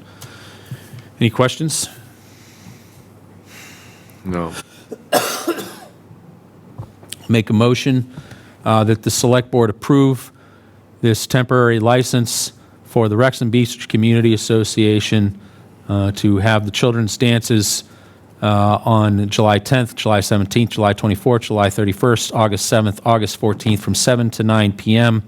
Utilizing a single speaker amplification system for a group of roughly 30 children plus parents, and providing vehicles, privately owned vehicles, as safety barricades for all persons in attendance. Do I have a second?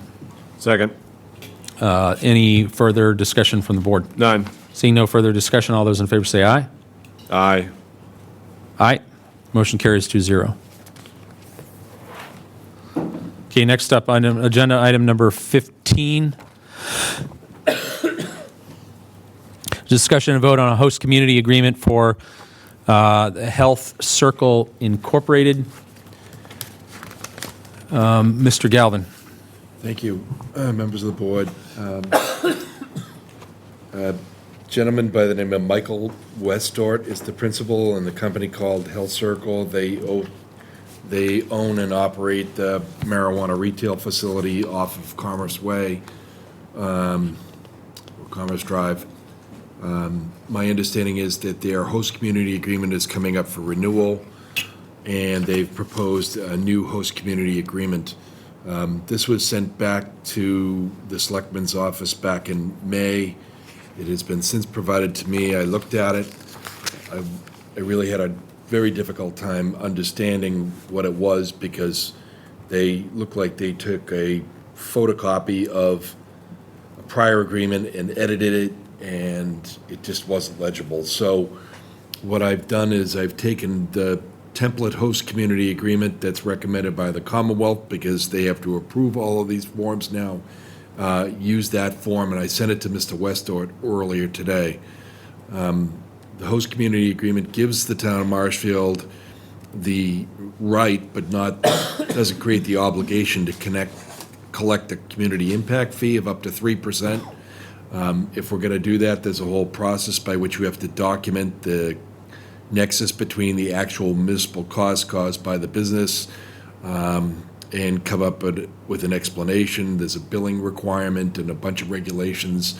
The town stopped actually assessing a community impact fee on this property and on another one that is so short buds a couple years ago, because the cost to try to track these things exceeded the value of what we were getting in response.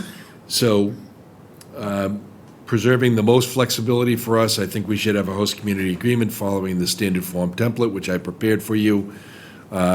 If you decide at some point in the future to collect the community impact fee, you can. You can also waive it.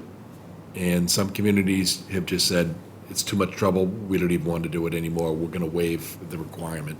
So you're always welcome to do that if you want to do that, but this gives you the most flexibility. These used to be very favorable agreements to the towns. Rockland was a town that openly embraced this type of business, expecting to receive a significant amount of money. In March of 2024, the CCC began reviewing all these host community agreements and began rejecting them, and now the rules and regulations have changed, and marijuana businesses are now treated like any other business. So other than the fact that you have to either have a host community agreement or waive it, that's the situation you're in. So my recommendation is you sign the template host community agreement, which Mr. Westort emailed Chelsea and I about 5 o'clock, said he would agree to sign, and I prepared that for you.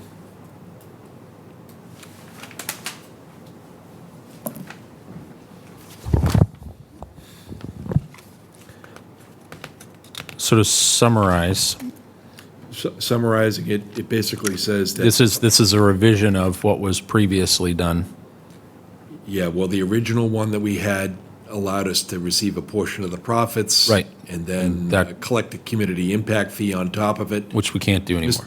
Right, that's all not proper anymore. You can still collect the community impact fee, but you have to go through that rigorous process of tracking those expenses and connecting them and Yep. billing them and providing the backup, and most communities have probably given up on that.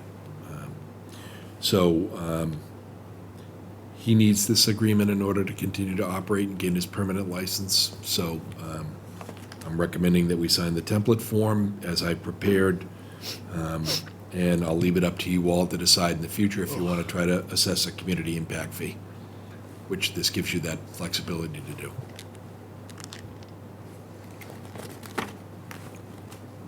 You know what I'm thinking?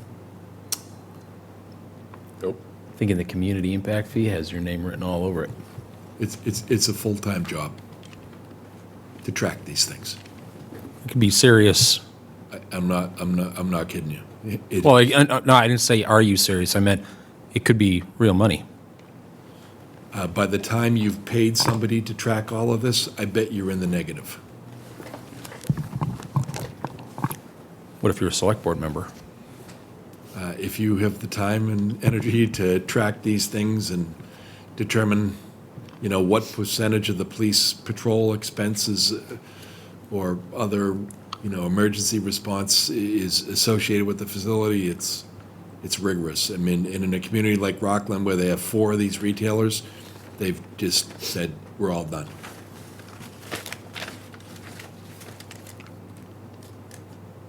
Okay, I don't have any other questions.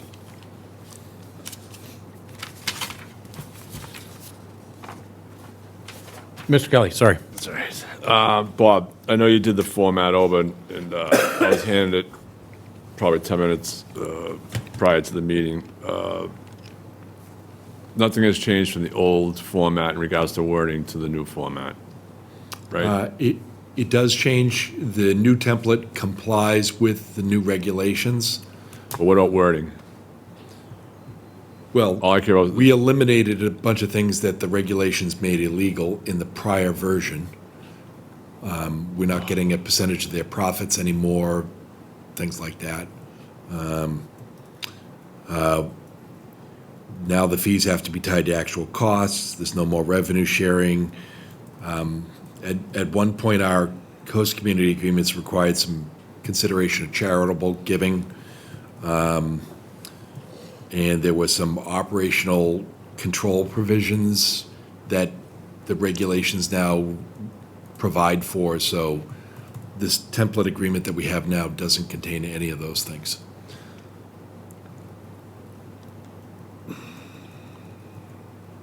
And by the way, once we sign this, it's going to go back up to the state for their approval.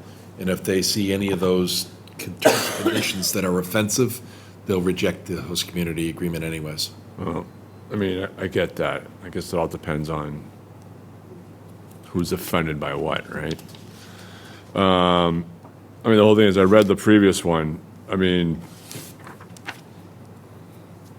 All those items right there you just named, I mean, is that it? I mean, is there anything else in there for language that's changed that we should be very well aware of before we agree to move forward with this?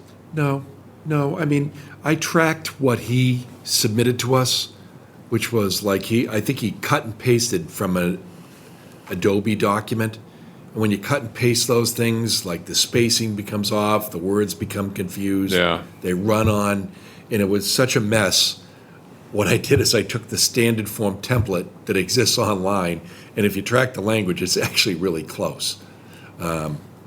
They still have to offer jobs to the local community first. Those are things that you can still have in there. We have the right to claim that community impact fee if you want it. They're required to get all the other license permits and approvals for the operation. They're required to get a final license. They have to submit an annual update to the town as to its progress becoming operational.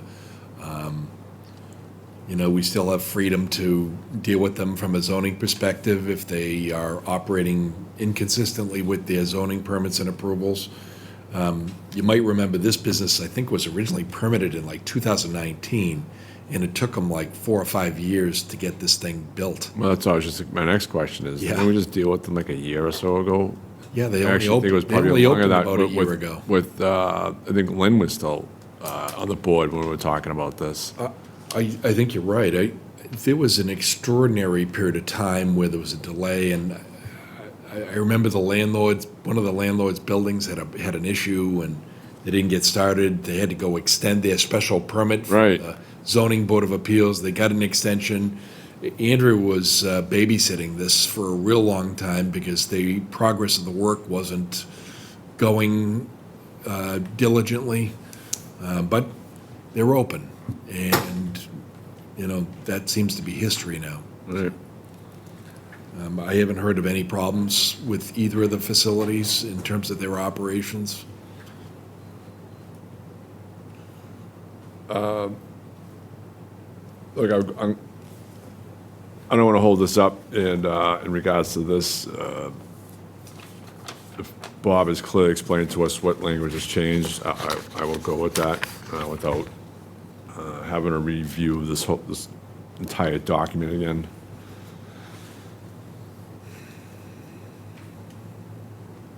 So we're good? Yeah. Okay.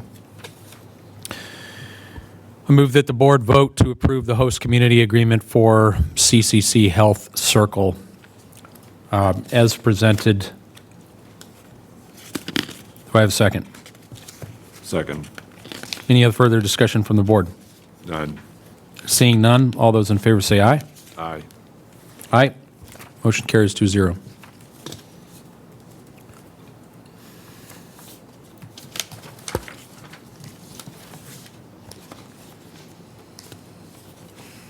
All right, next up, agenda item number 16.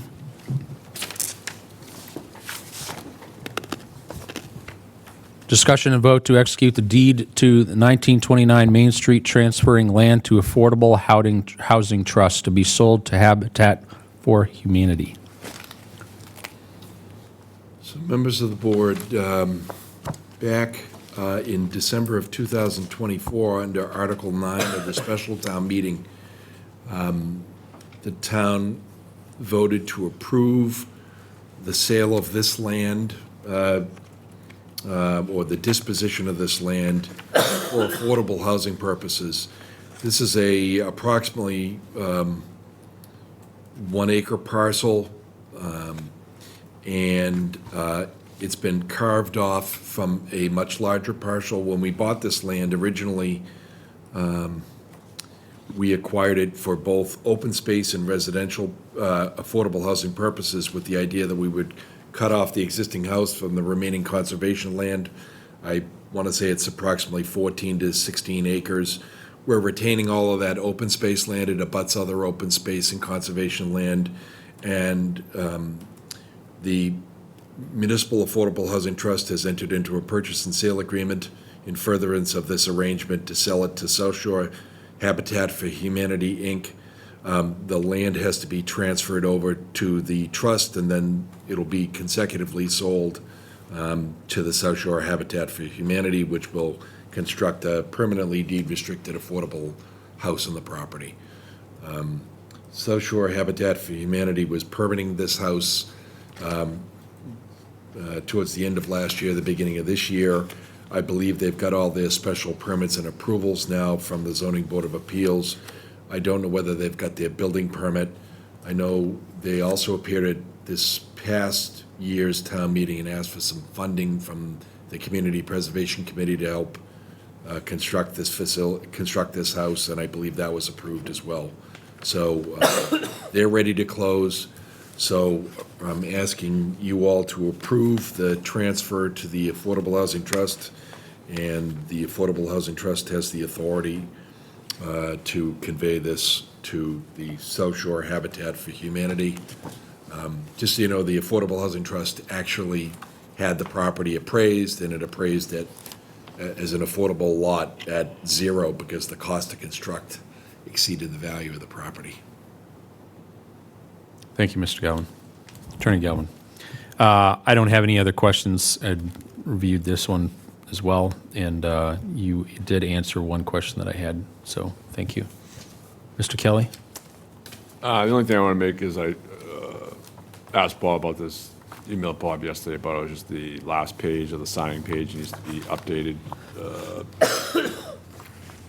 for the paperwork. So, I did, I made sure it was updated. okay. I think you got the original version when I asked Chelsea to put it on the agenda.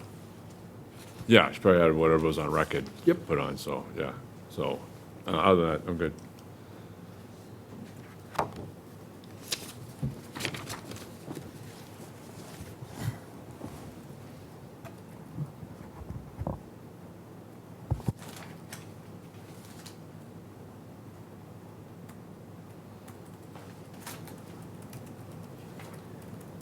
I did see a spelling mistake for the record, Okay. but it was on the trustee certificate, so it's irrelevant. Oh, that's a document that Mr. Monaco? he'll be signing that, so. Well, that- let him know it should say trust and not rust. Okay. All right. Okay, I'd like to make a motion that the Town of Marshfield Select Board approve this deed transfer for the property located at 1929 Main Street.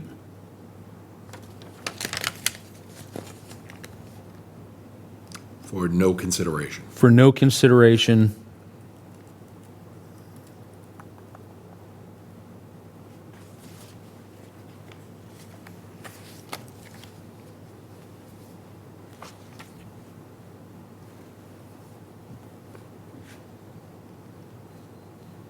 To the Affordable Housing Trust for affordable housing purposes. Do I have a second? Second. Any further discussion from the board? None. Seeing none, all those in favor say aye. Aye. Aye. Motion carries 2-0. Next up. Can we call a 10-minute break? Yes, we'll make a motion to take a 10-minute break. The time is 8:54. Do I have a second? Second. A roll call vote. Eric Kelly, aye. Rick Smith, aye. Thanks.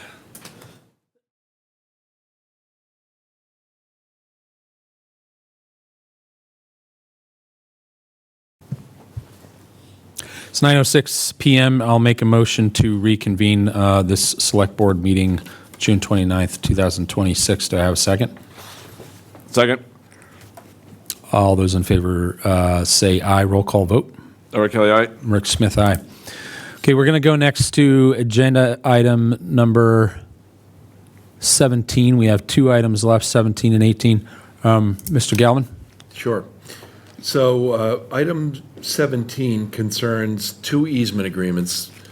One involves the property at 198 Bay Avenue. That's property owned by Stacy Ellen Stevenson Heasley. She's a New York resident, but has owned this property for probably 20-something plus years. Ms. Heasley bought a registration case back in 2010, which was a couple of years before I was town council.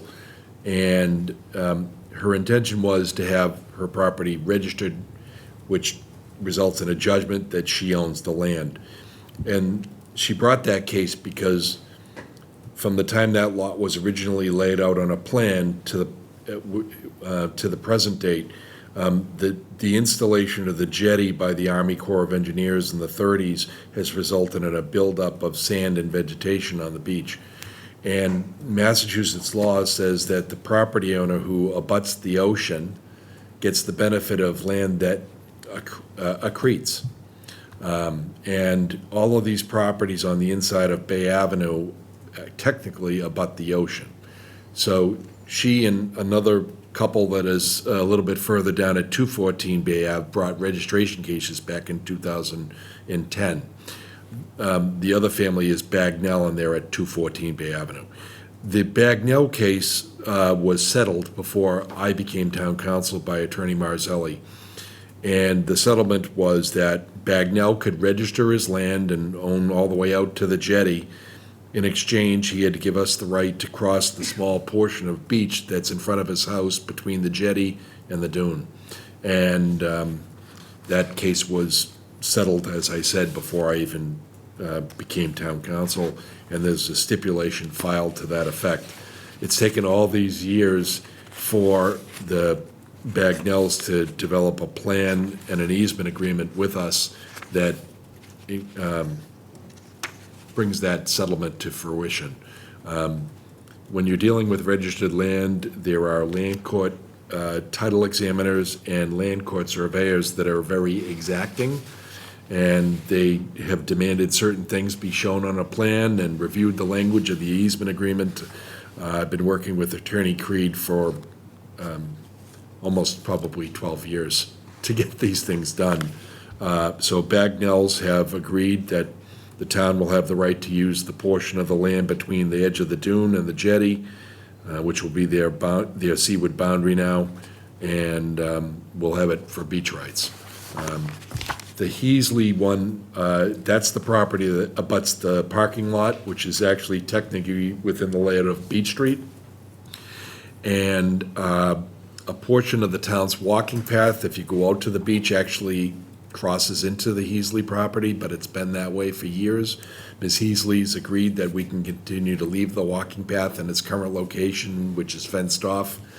And she has further agreed that the extent of the land that's beyond the dune all the way to the ocean, we can continue to have an easement in for public beach purposes.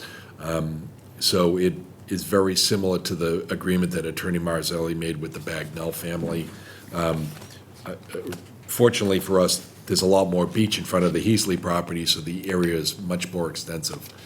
So the registration will enter, and the town will receive permanent easement rights there, avoiding the need for us to take it to maintain the public beach. So you have two easement agreements here that I think Mr. Kelly's probably seen an earlier draft when we were talking about this case. The plans have all been finalized. The easement agreements have been approved by the land court, and they're now ready for your signatures.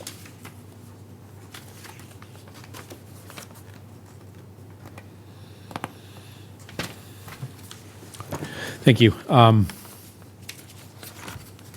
thank you for providing the map, the drawing that shows where these easements are located. I don't have any further questions. Mr. Kelly? The only thing is, just gotta go to town meeting, No, so we're good yes, after this. correct. It's a part of a court case. They brought a claim to basically say they own the beach, and we settled it with them, giving us an easement. So that easement will show up on their certificates of title as being something that the town has the benefit of. Okay. So it's just an easement agreement. Right, yep. No, I think this is pretty straightforward. It's been going on for quite a while, but it's just another item off the agenda.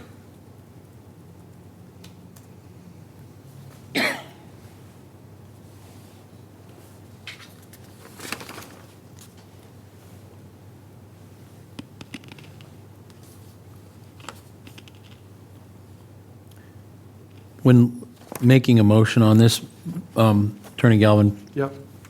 what should I cite for the location? What I'll do is I'll make a motion and you guys can adopt it. So I move that the board vote to execute the 2 easement agreements with the owners of 214 and 198 Bay Avenue, granting the town public access and beach rights over a portion of the Green Harbor Beach. So then I would make a motion to adopt what Attorney Galvin just proposed. I have a second. Second. Any discussion from the board? None. Seeing none, all those in favor say aye. Aye. Aye. Motion carries 2-0.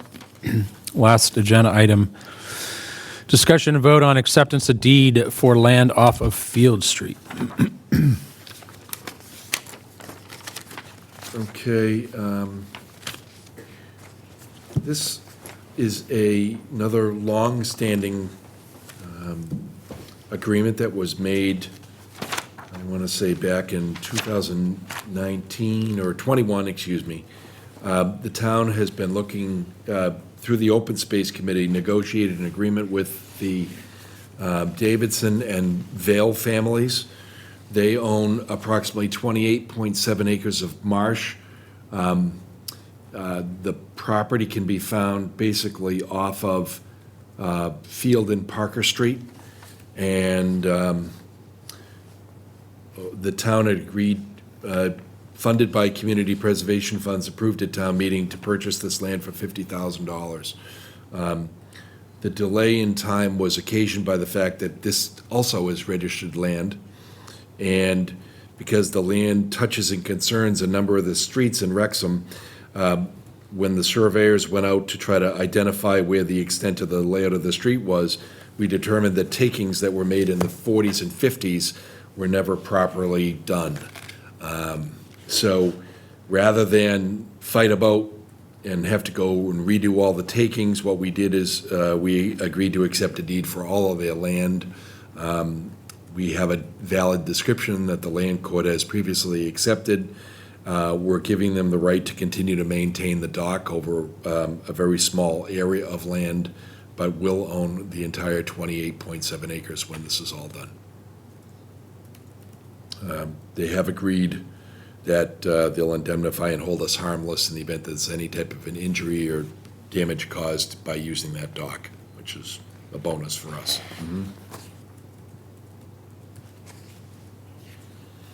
This is something that Susan Karen worked on extremely hard to get, and I think it's important to get this land because it does count towards our clam number. Okay. So it becomes ours. Yep, we'll own all of it, and all we have to do is allow them to continue to maintain their dock. Right, and at no risk to us. Yeah, I actually went out and visited the property. If you go down the end of Parker Street, the Davidson home is on the left-hand side. If you just look down and you can see their dock in the backyard, it's not a huge area, but this is 28 acres of marsh, so it's valuable for us for glam purposes. When you say maintain, is it maintain and use of dock? Yeah. Okay. Yep, they can maintain and use the dock, and if it falls into disrepair, they can replace it. They'd obviously need conservation approval, but No, I just want to make sure, because you just mentioned maintain, so I was like, it's maintain and use of dock. yeah. There's an existing dock there today. I saw it when I went down to get the deed signed by them a week ago Friday. Probably will need some maintenance at some point. Yeah, generally probably need maintenance, some sort of maintenance probably every year. Yeah, I agree. So I'm just asking you to accept the deed that town meeting authorized you to execute and pay the family $50,000 for.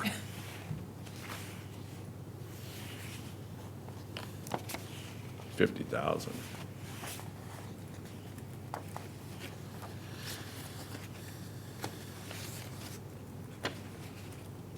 When was the town meeting? When was the town meeting? Do you have the date on it? Let's see if I have it.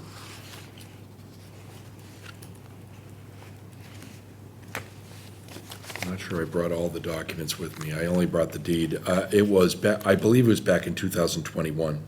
but I'll provide you a copy of the town meeting vote. It was a CPC-funded acquisition.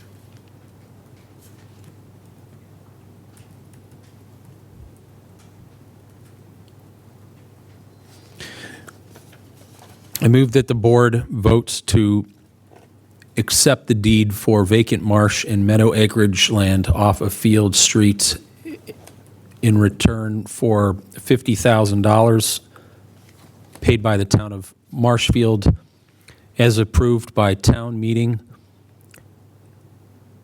and as funded by the Community Preservation Committee. Yes. Do I have a second? Second. Any further discussion from the board? None. Seeing none, all those in favor say aye. Aye. Aye.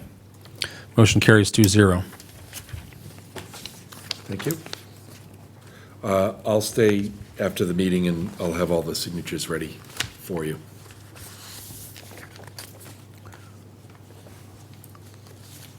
Like, we gotta hang around? No, it'll be ready for you to sign on the way out. So as soon as we're done with the meeting? As soon as you're done with You already have the paperwork ready? I got them all ready for you. Okay, all right.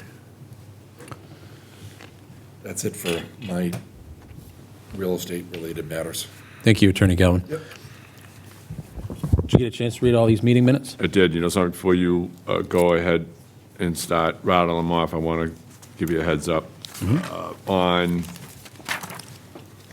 May 19th, I need some wording put into that, so I'll be a no on that one. And then May 19th, executive session, I need some wording added to that. I completely forgot about these till today because they're in the back of the book, and I had to come in early and go over them, so I'm sorry about the short notice on this, to get them adjusted. The May 20th select board meeting, there's a no on that for me. I wanted to get some added wording onto that. Which one, May 20th? Yep. Okay. And then May 20th executive session, I think there's a major discrepancy, if I remember correctly, in this meeting. So I need to find out more about that.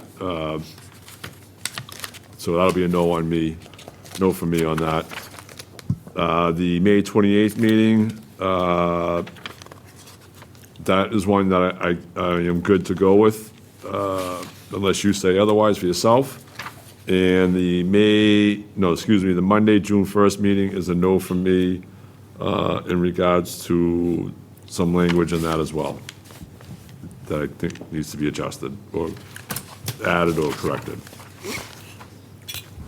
So May 28th, I can roll with at the moment. May 28th, 2026. I thought you said you were okay with the 11th. No? Nope, I don't think so. 19. I don't even think, do I even have the 11th in here? Did I even read it off? I got 19. 19. 20th. 20th. 28th.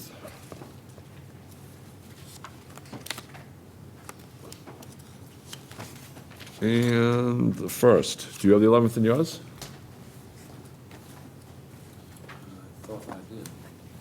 I thought I did because I was reading it the other day.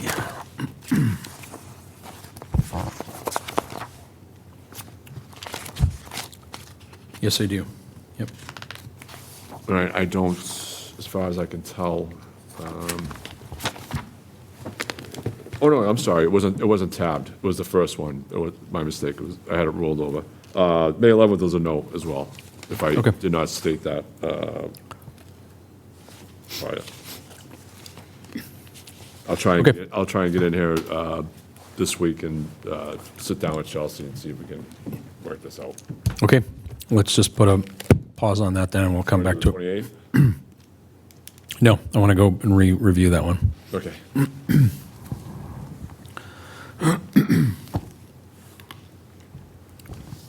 I think, aside from the minutes, I think Yeah, we got I everything think we else. conquered that giant list of Items. Yep. agenda. Okay.